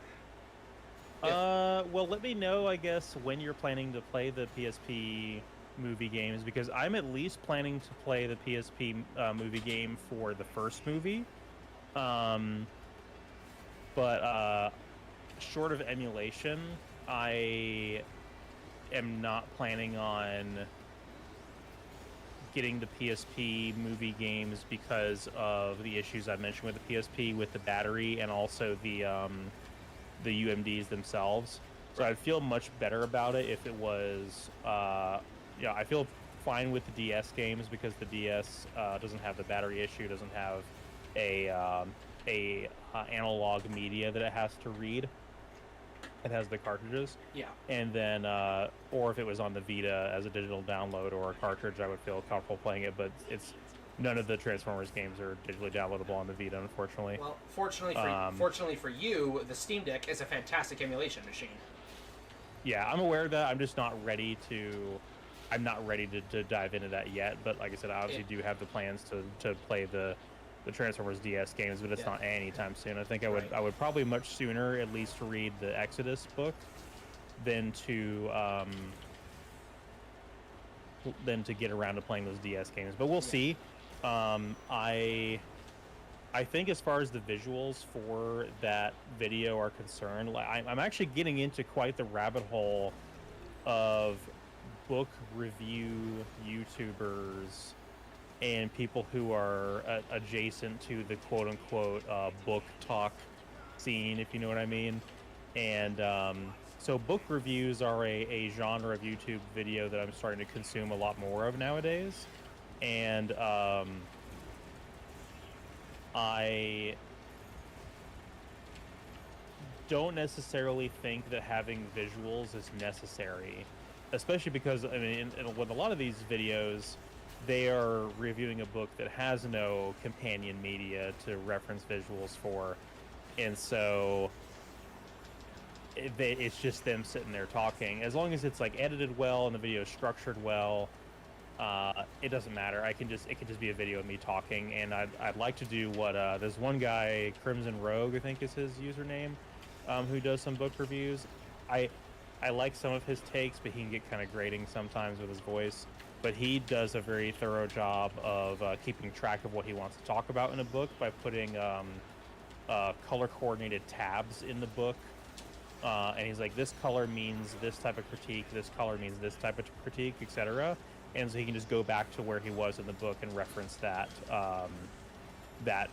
form of criticism he wants to address, and that might be a good way of going about that. But I'm also just like, similar to like playing a game for the first time for the purposes of a video, I'm a little bit apprehensive to read a book for the first time just to do a video on it, and how that's going to characterize my experience reading it. I almost rather would read it blind and then maybe read it again for a video, or just kind of talk about it off the cuff for the video. I absolutely agree with that, because I can think of an instance where I've done that, to where I've watched something just to do a review on it, and wanted to go back and had a different take when I went back to experience it on my own. But I have experienced that with some games that I played just to say that I beat them versus playing it to play it, if that makes any kind of sense. It's like... Oh, yeah, of course. Yeah, it's like, I want to say that I completed this game. So I am playing this game, just shotgunning my way through it as fast and as efficiently as I can, probably skipping over some things.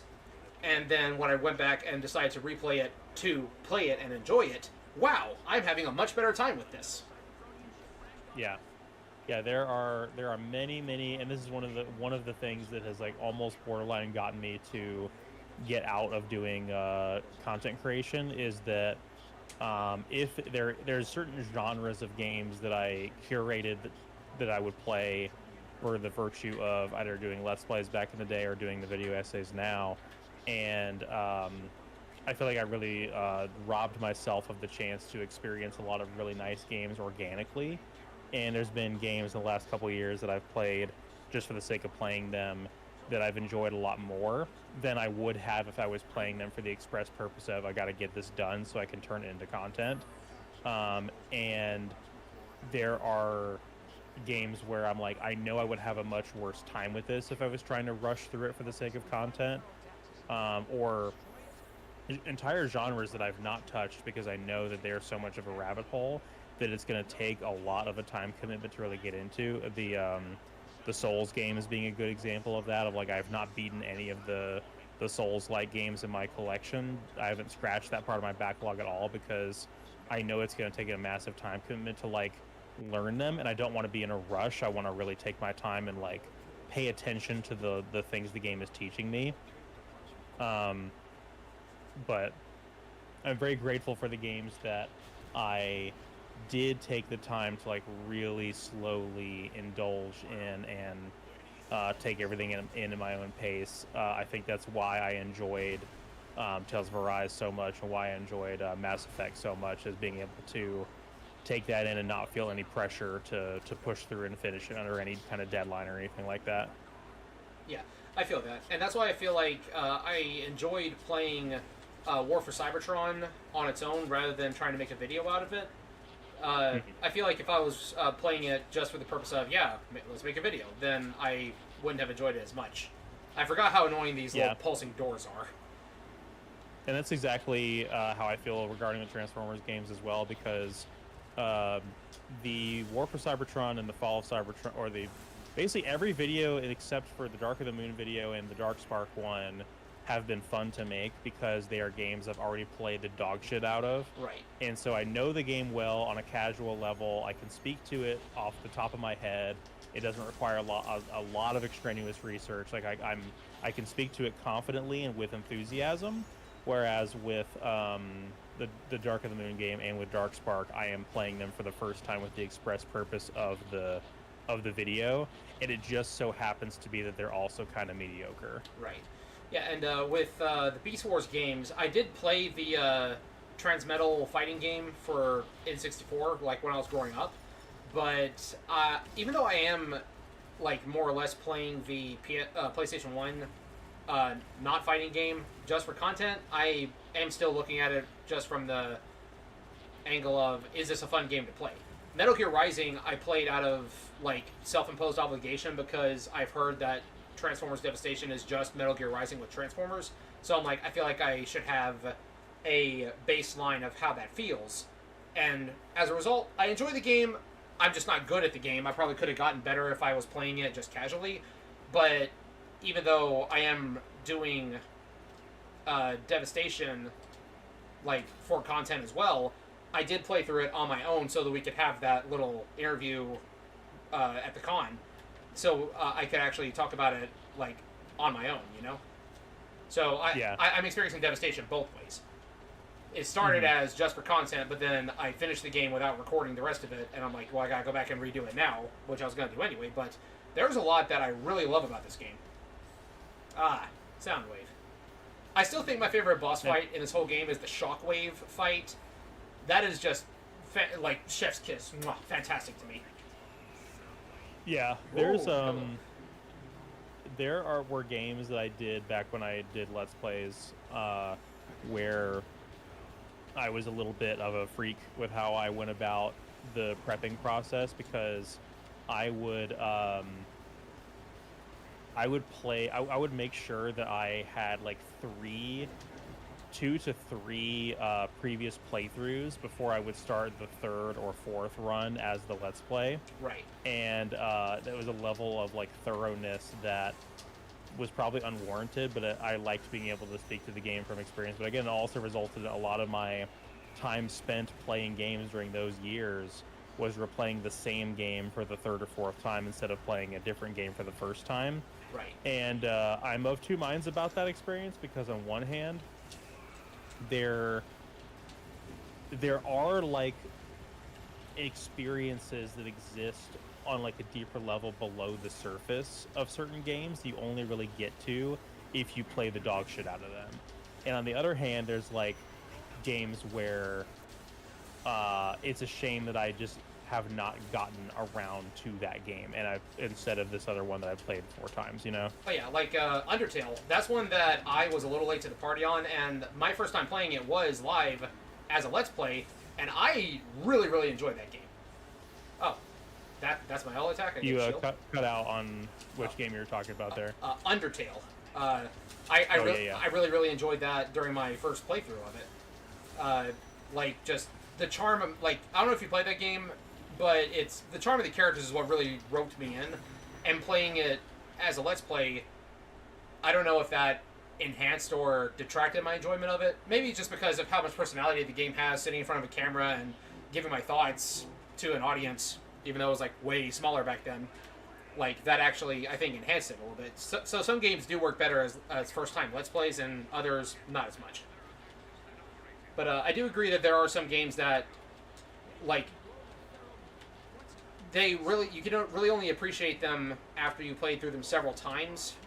Like you mentioned, Fall of Cybertron has a progression system where you get to like carry over weapon level ups to use on higher difficulties and such. Now, yeah. So once you have started your playthrough, or once you started your save file on Fall of Cybertron, weapon upgrades you have purchased are just tied to that save file. So if you start a new game, it's like New Game Plus. It keeps your upgrades. Right. Now, one example I can think of, like back when I did, was it my first or second summer of Gundam? When I did Zeta Gundam Hot Scramble for Famicom, was just kind of there, and then I did G Gundam and Endless Duel to talk about fighting games. I was like, yeah, these are okay. Then I got into the Battle Assault games, and I did play the snot out of Battle Assault 2 and a little of Battle Assault 1 when I was younger. And I'm like, these are excellent games. I'm really passionate about them, and I was able to like talk about a lot of the ins and outs because I had so much experience with them. Battle Assault 3 ended up being, while that wasn't for a Let's Play, it was for just a review, I did have to go through the entire game, and I did have a lot positive to say about it. So that, but that is also making a scripted content video based on playing a game rather than doing a, talk to the audience Let's Play style. So it is a little bit different. Yeah. All right. So as far as that experience of like playing a game for content versus playing it because you like it, or making a video about a game that you're unfamiliar with versus making a game that you're familiar with. When I get around to doing the Insomniac retrospective, which will probably be pretty soon after the Transformers 1 ends, it's going to be tough because the first video in that is going to involve me playing Disruptor, which is a game I've never beaten at current time of recording this. And it's like a boomer shooter. It's of the era of Doom clones, as they would say back in the day. Supernova's Arc 3D. While I'm very... What's that? Supernova's Arc 3D. Yeah. And so it's like it's of the time, and I'm very much looking forward to playing it for that reason. But I'm just ultimately not going to be able to speak to it on a level like I will be the next several games after it. Right. So you mentioned you had one more piece of media you wanted to talk about. Was it the Transformers book, or was it something else? Oh no, it was something completely different, Okay. and actually I think it's too much of a rabbit hole to get on now. I took too long. I'm Because sorry. no, I just it's weird. Trust me, like it's something completely.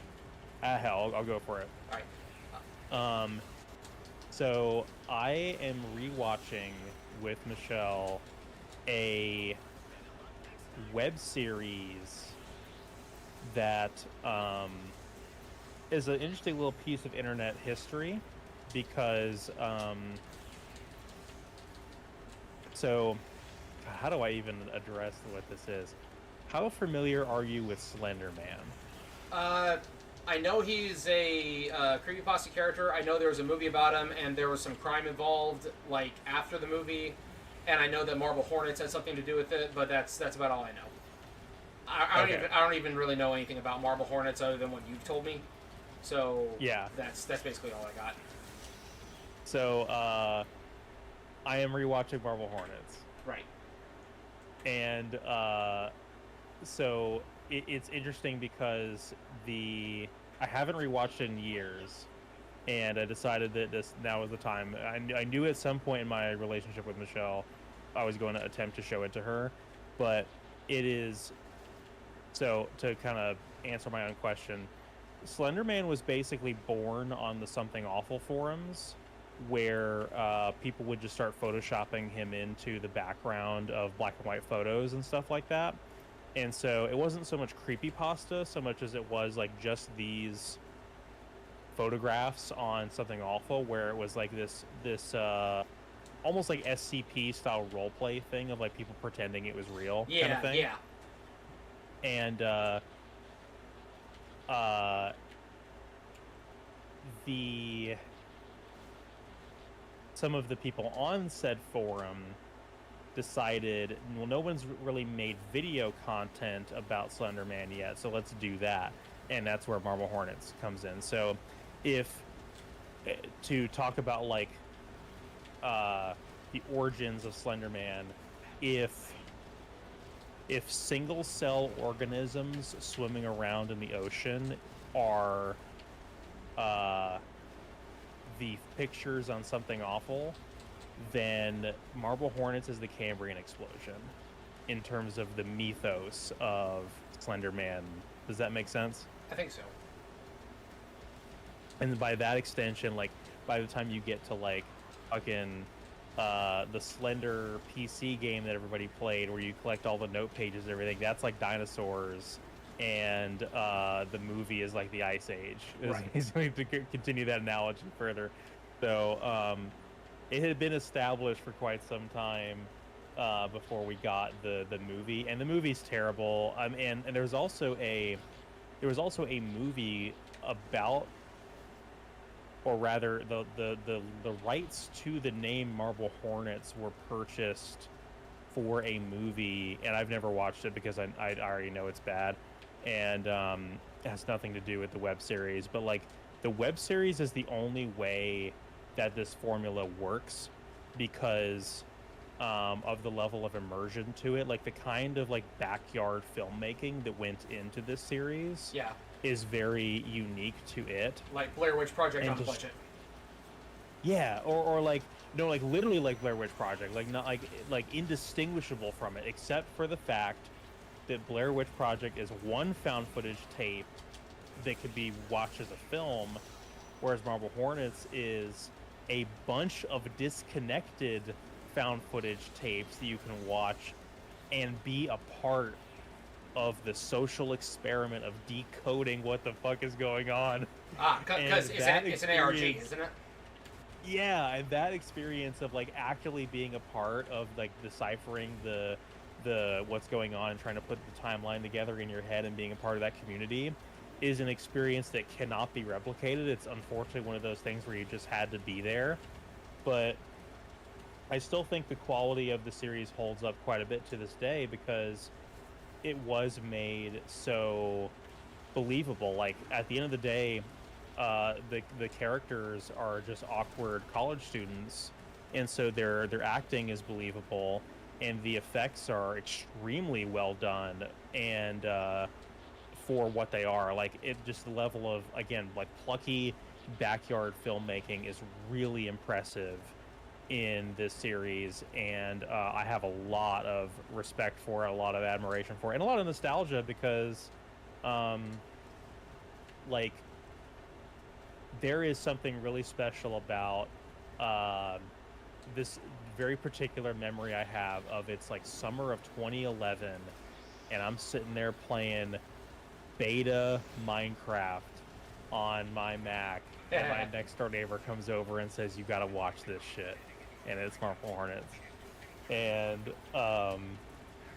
just a very core memory, and yeah, no, it's good. I think it holds up incredibly well. I think um, the existence of other Slender Man media made post Marble Hornets cheapens it by association, where it's like you need to understand this is basically the origin point, and this other stuff came later and is, in my opinion, of lesser quality because it's far harder to suspend your disbelief with something that's like a film and is professionally made, whereas this is just like a guy uploading a video to his YouTube channel being like, "Hey, I got this tape from my old film school friend and I saw something strange in it," and he posts the video and it's Slender Man, and you're like, "What the fuck is that?" It's so good, dude. It's so good. I don't know if it would be your thing, but if you were curious to watch it, there's a very particular watch order. Um, you can't just click on the main Marble Hornets YouTube channel and start clicking on videos, because there's a side channel that started uploading supplementary content from the perspective of a different character. Yeah. And so you need to interchange between the main channel entries and the side channel and go back and forth in the order of release. Considering I kept up with Red vs. Blue while it was having its little side missions like Recovery 1 and Relocation and all that, while the main series was going on, I think I could handle that pretty well. And found footage is something I don't think we've talked about a lot, but I actually do enjoy found footage as a medium. And I am kind of sad that it's like, I don't know if I'd say it's a dead medium, but it's not really attempted a lot nowadays. And I will say, when the Outlast movie eventually comes out, it better be found footage, because Outlast is literally found footage the game. Like the playable character is a guy with a camera. So if Outlast the movie is not found footage, and if they CGI like the inmates, you can CGI the Wall Rider, but if you CGI Chris Walker, we riot. Like do cosmetics, man. Like do the prosthetics. Yeah, for real. Yeah, I definitely enjoy found footage as well as a genre. I think that the Paranormal Activity movies are terrible, and they really went off the rails in terms of how suspension of disbelief with those movies. But I like the original Blair Witch Project a lot. I think that specifically, if I had to make like an ordered list or a tier list with found footage media, I would rank the original Blair Witch Project and Marble Hornets pretty much at the top, because the performances are so good, and it is the kind of thing of like the lack of closure, and like what's unseen is the scary part, and I think that is done so well with those movies, again on zero budget for each respective work. Oh yeah. I forgot how fun this turret sequence is. I forgot there was a turret sequence. Double S! But on that note, I probably have got to call it a night. I've got to get up pretty early for work tomorrow because I've got to drive all the way, like an hour away, to get my supplies from the shop before I start my route for the day. Ah, jeez. Well, it's good to have you on, and look forward to doing this next month. Sorry we had to skip. Whoa, big boy. Sorry we had to skip a session, but hopefully we can keep this going as a monthly thing. And I hope I'll have something to talk about other than Transformers next time. Yeah, yeah, we'll see how it goes, because I definitely should have. I don't know. We'll see what my free time looks like, because I'm juggling a lot of things right now, but I definitely don't mind making time. One Monday a month to just do a stream. It's pretty reasonable, pretty doable. Yeah, really do appreciate it. All right. Well, have a good night, buddy. All right, I will see you guys later. Later. All right, and to my audience, as concerning how far we're going to keep going with this, well, that's not a save point. That's an item. I think the next arc warp that I come across will probably be where I call it quits for the night. Tiny little baby bombshells are actual bombshells. One thing that makes me sad about streaming this is I can't always use the footage that I use, because if it goes on for too long, the footage drops in quality. I think the archive version of this stream will only be in 480p, and I don't know how to improve that. So it's either going to be a thing of I need to simulcast to Twitch and get the VOD from there, or I'm going to need to record it on my own time. But again, the Transformers Devastation video is a long way off. Gotta deal with the other videos first. So, oh, boom. Ouch.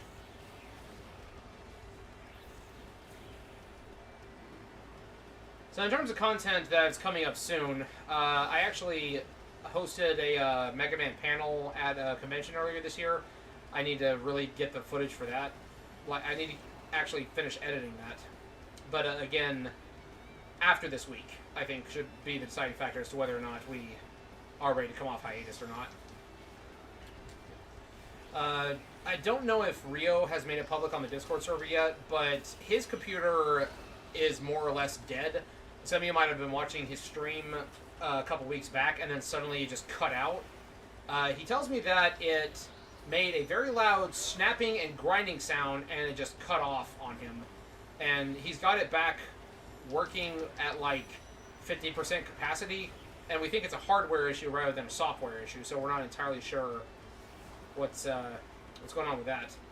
Other content's coming soon. I got 2 or 3 more Transformers unboxing and figure reviews, just as little small things. I'm working on a couple more Battle Network meme videos. I got another Slander video in the editor. That one is a little slow going simply because the font that I really like to use in all of those videos with Battle Network is called Agency. But for some reason, my Windows 10 computer, the one that I'm using to stream right now, doesn't have that font. And I don't know enough about fonts on how to get it downloaded. So I'm going to have to break out either I'm going to need to find a text generator that will work properly, or I'm going to have to break out my Windows 7 computer to get the text off of there and then put it on the video, finagle that. Which I need to get that computer up and going again anyway to get my last few video files off of there before I fully switch over to this computer here. That Windows 7 machine has earned its rest. It's the one I made all the Battle Network Iceberg videos on, and I'm amazed that it even still functions at all. It's not even a laptop anymore. It's confined to a desk. It's confined to a power supply. It's somehow still alive. I have no clue how. Gavin Dragon and I are still collabing on the Mega Man Timelines review videos, but again, those are a little slow going. I got the first one mostly edited. I just need to get the footage for Gavin's portion. He's already given me his audio for it. I just have to get the visuals to show what he's referencing when he talks about things. We also did a collab with him back earlier this year. We recorded it. It was responding to Mega Man hot takes, and that video, that should have been out by now. I'm kind of ashamed it's taken this long. Progress on the Star Force Iceberg is slow going. I might have mentioned it, might have not, but I was recording footage of Star Force 1 using my capture card 3DS, and the micro SD card that I had my footage on, because my computer hard drive was running out of space, I was storing them on a micro SD, like I was storing the footage on a micro SD so that it wasn't just stuck on my computer, like taking up space until I needed it. It got corrupted somehow. I can access it with a program. Like, I can see the files, but the problem is they want me to pay $100 or so for the full program so that I can access the files. So that's where that's at right now. And I'm still stuck in the state of kind of wanting to upgrade the capture card 3DS in the first place to like one of the newer models, just so that way, because the new ones that Loopy produces use USB-C rather than micro USB. So I feel like the cable would be a bit more reliable, and it would be better for recording. So, but it's also a matter of I have limited funds, and I have mortgage to pay, so I can't always just be dropping for new equipment whenever I feel like it. So it really does become a bit of a frustrating issue.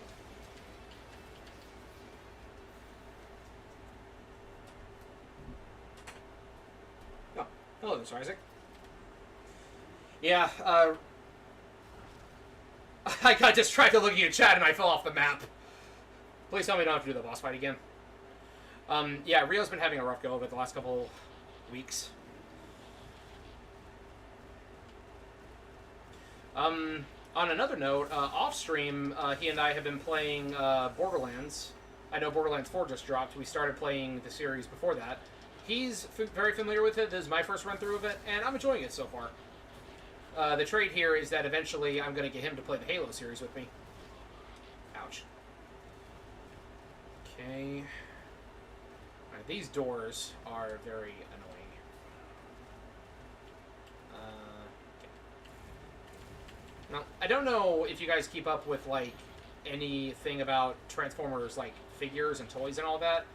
But you might have seen in the dramatic capture unboxing video that I did. I think that was the most recent video I have. It's about how that Astro Train figure is cartoon accurate colored, and then there's talks of, hey, we're going to get a Studio Series version soon. One of the reasons that a lot of us fans are concerned it's just going to be another repaint is because some of the existing figures are just repaints or slight retools of other existing figures. Like Studio Series 86 Blur is just Titan's Return Blur with some modifications. Studio Series 86 Starscream is literally Earthrise Starscream with the Coronation set. And even the dramatic capture version that I got is the exact same figure, just with a different paint job. So a lot of us are thinking, is this literally just dramatic capture Astro Train, but for the North American market, because this is Bandai rather than Takara? Oh, down. Okay. But I have seen a couple of things that do give me a little bit of hope. Hope along with a lot of frustration. So you've already heard me say that I had that whole Galvatron debacle, and I jokingly said in the video that I recorded back in April, should I pre-order Studio Series Ultra Magnus' re-release and hope they release a Missing Link? Well, guess what? They did announce Missing Link is coming out. I've already got it pre-ordered. And, of course, pre-order Dramatic Capture Astro Train, Studio Series Astro Train gets leaked. But then we also recently got announced Studio Series Soundwave, which I just got that Soundwave figure. Like, we just had that this year. But it is apparently a remold. It's not just a repaint, but it's a complete rebuild.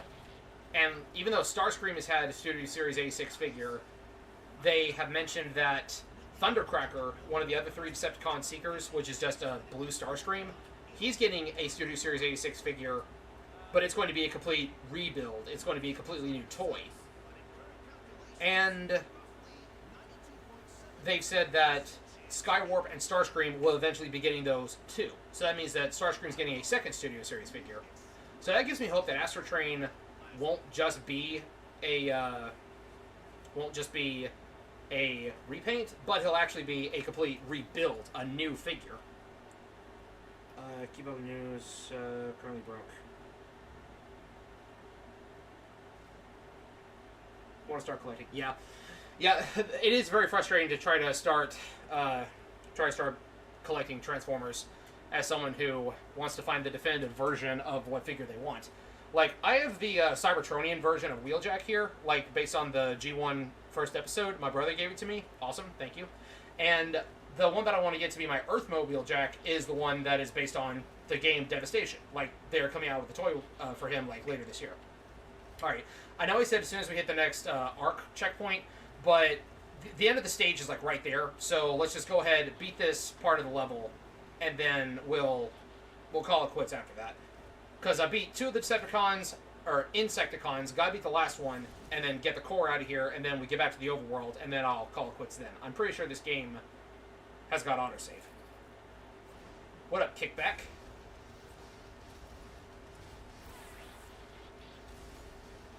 One thing I wanted to talk about while CJ was on here, but in the 1986 movie, one thing that I actually would have done a little bit differently, this might be a hot take, might not. If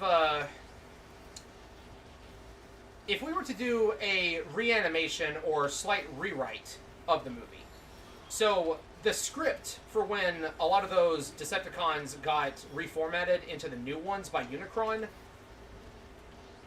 it didn't call specific names in the script.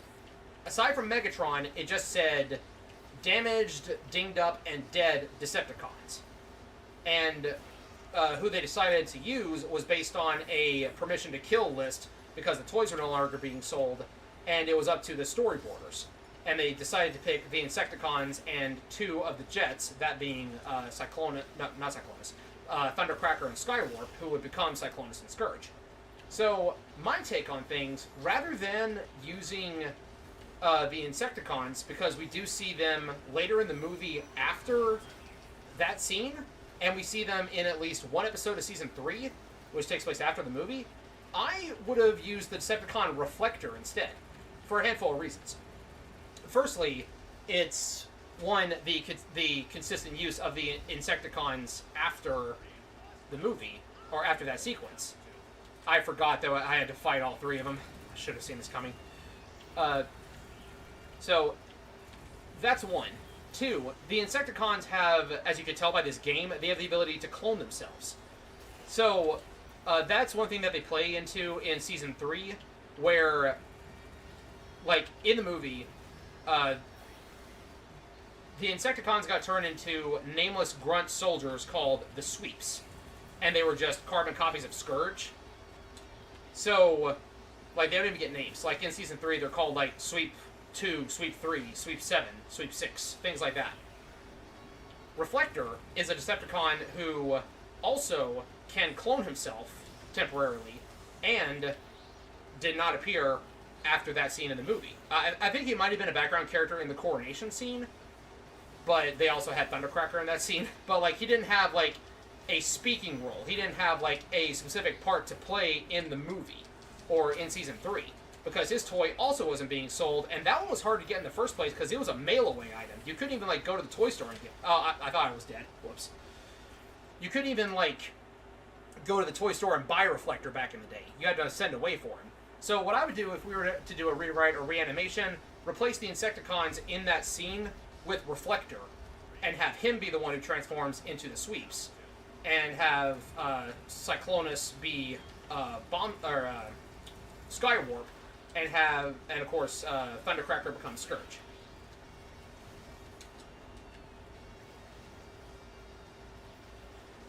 One explanation that some people have tried to come up with to cover up the plot hole of how there's Insecticons here, some of them try to cover it up with, oh, they're just some Insecticon clones that haven't fallen apart yet. Even though, depending on the episode, they can fall apart due to slight interference of the clone beams that they shoot out of their antennas. It's all very inconsistent, so I feel like this would patch that up way better. But again, that's only if we get the chance to rewrite or reanimate the movie, which I'm not going to. Artist Stan, if you're listening to this, for those who don't know, Artist Stan is a very talented artist who is working on doing, like, fan animations to restore a bunch of storyboards from the 1986 movie to give us, like, a full director's cut and, like, full version of the movie. with like all the deleted scenes that they have access to.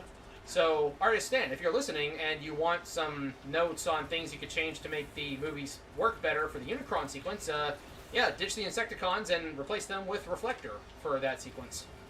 I mean, you already replaced what was it, Dirge with Skywarp for that one scene.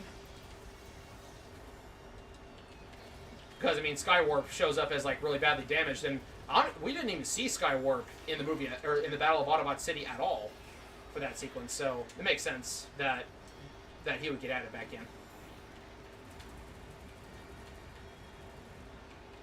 And now I'm out of ammo. Oh dang. Whew. Gotta love it when they give you ammo that's not tied to your ammo counter.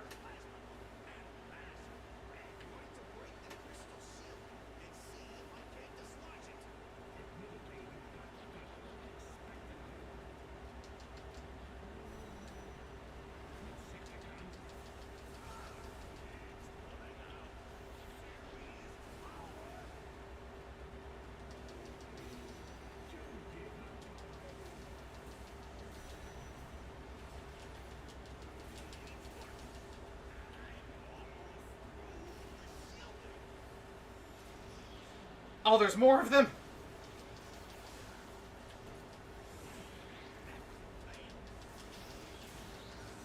I can't see anything.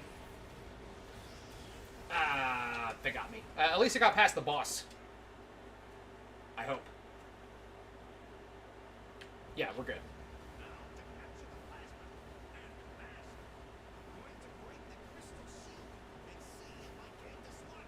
Just so funny. Just looks like just such a tiny little car sitting down there.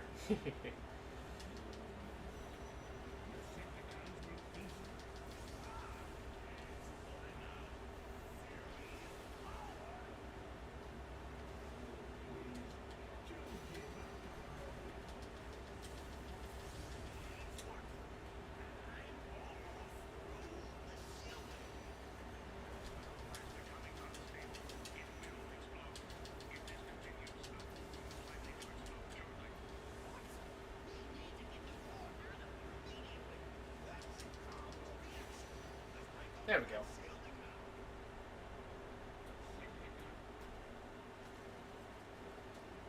New Soundwave Seekers are pretty exciting. Oh yeah, gotta love Seekers. I will say that, in spite of how cool the new Studio Series Thundercracker is looking, I'm probably just gonna stick to the Earthrise version because I got Starscream with my Triple Takeover set, and I really want to get the Skywarp with the Insecticons because they come with a ton of different accessories. And I also really want to get Thundercracker with Reflector because Reflector is another one that I've always really wanted. You know, me and my cameras. Sweet. Mission 7 has no ranking at all. Whoops.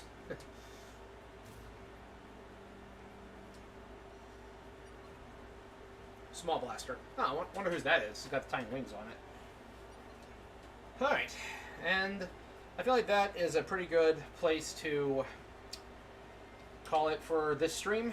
Grimlock's now playable. You're going to get to see some dinosaur next time. We'll check the lab real quick. See if we got any good-looking weapons we can get. Order by type, order by rank. Can we order by attack power? Order by level. Yeah, I suppose. Crossword, Galaxial Launcher. Oh, I think that's either Grimlock's or Jetfire's gun. I love that one. That's Jazz's gun right there. Upgrade Ion Blaster. Yeah, I might as well go ahead and get this and just give it to Optimus as an upgrade. Because like I do love the iconic Ion Blaster. Okay, yeah, it's Grimlock's gun. He's the only one that can equip it. Yeah, let's go ahead and get that for a big boy to have next time. And with that, I will see you guys next time. Problems, different devs. Oh wait. So, what do you think would be included in a classic Transformers game collection? Most things, stuff from the Famicom, at least in the PS2 eras, could be included. Granted, stuff from different devs probably make it possible, but still cool to think about. Okay, well, in addition to the Famicom Mystery of Convoy, there also was a Headmaster's game on the Famicom Disk System. So, still waiting on the Anger Video Game Nerd to talk about that one. there's those two. After that, I don't think the Commodore 64 game would get put in there, but then we have Beast Wars the second, or is it Beast Wars Neo? It's a Beast Wars game on Game Boy Color that's got a bunch of characters from both Beast Wars and Beast Wars the second. Might even have some from the third series. I don't know. We never got the second and third series here in America. We got Beast Machines instead. And from there we have. I'm fairly certain that. Wait, hold on. Do I have it in here with me? No, I don't think I do. I know that Genesia, whoever that company is, they did both the fighting games, both Beast Wars Transmetals for N64 and PS1, despite those being pretty much completely different games with different fighting styles. I don't know who was behind the PS1 like platformer game. It's like a 3D platformer, kind of like Bubsy. But that's a thing. From there, only other real, I would call classic Transformer games we got. After that, War for Cybertron, Fall of Cybertron. That's really all that comes to mind. Well, those were Activision, but I think those came after the movie films. But for some reason, it just doesn't feel right to include the movie games in with the classic games, if that makes any kind of dumb sense. So I would say, if we're wanting to go with a classics or retro style collection, it would probably just be the NES up through PS1 era stuff. There was also the PS2 game Call of the Future, which I want to play that. I'm going to play that at some point because I want to make a video on that, and the intro to the game looks great, and I feel robbed because that game was made in full localized English, but it never got released over here for one reason or another. So maybe up through the PS2 era, or maybe it could just be all three of the Beast Wars PlayStation games and Call of the Future, and then release it worldwide. But that's pretty much all I got for this. Thinking just console handheld stuff, yeah. And even if we don't get that, you know, emulation exists. Sorry, not sorry. Another oh, yes. The one that's just called Transformers, that's Transformers Armada. Right. Just called Transformers. I'm fairly certain that it's only called Transformers because we never got Call of the Future. So I feel like if Call of the Future gotten released over here, they would have just called it Transformers, and they would have called Transformers Armada Transformers Armada. But yes, I know what you're talking about. Haven't played that one, but it's on the list as well. The ever-growing list. Well, thank you all for hanging out with me tonight. Thank you for coming out to watch me and CJ chat it up, and thank you for putting up with me just rambling about random off-topic things, and thank you for being patient with the slowdown in content. If I can get everything sorted this week, then hopefully things will pick back up. I know I've said that like 3 times now, but it's the truth. So, again, I just want to say thank you all for sticking with us, and I will catch you guys in the next stream. Peace out.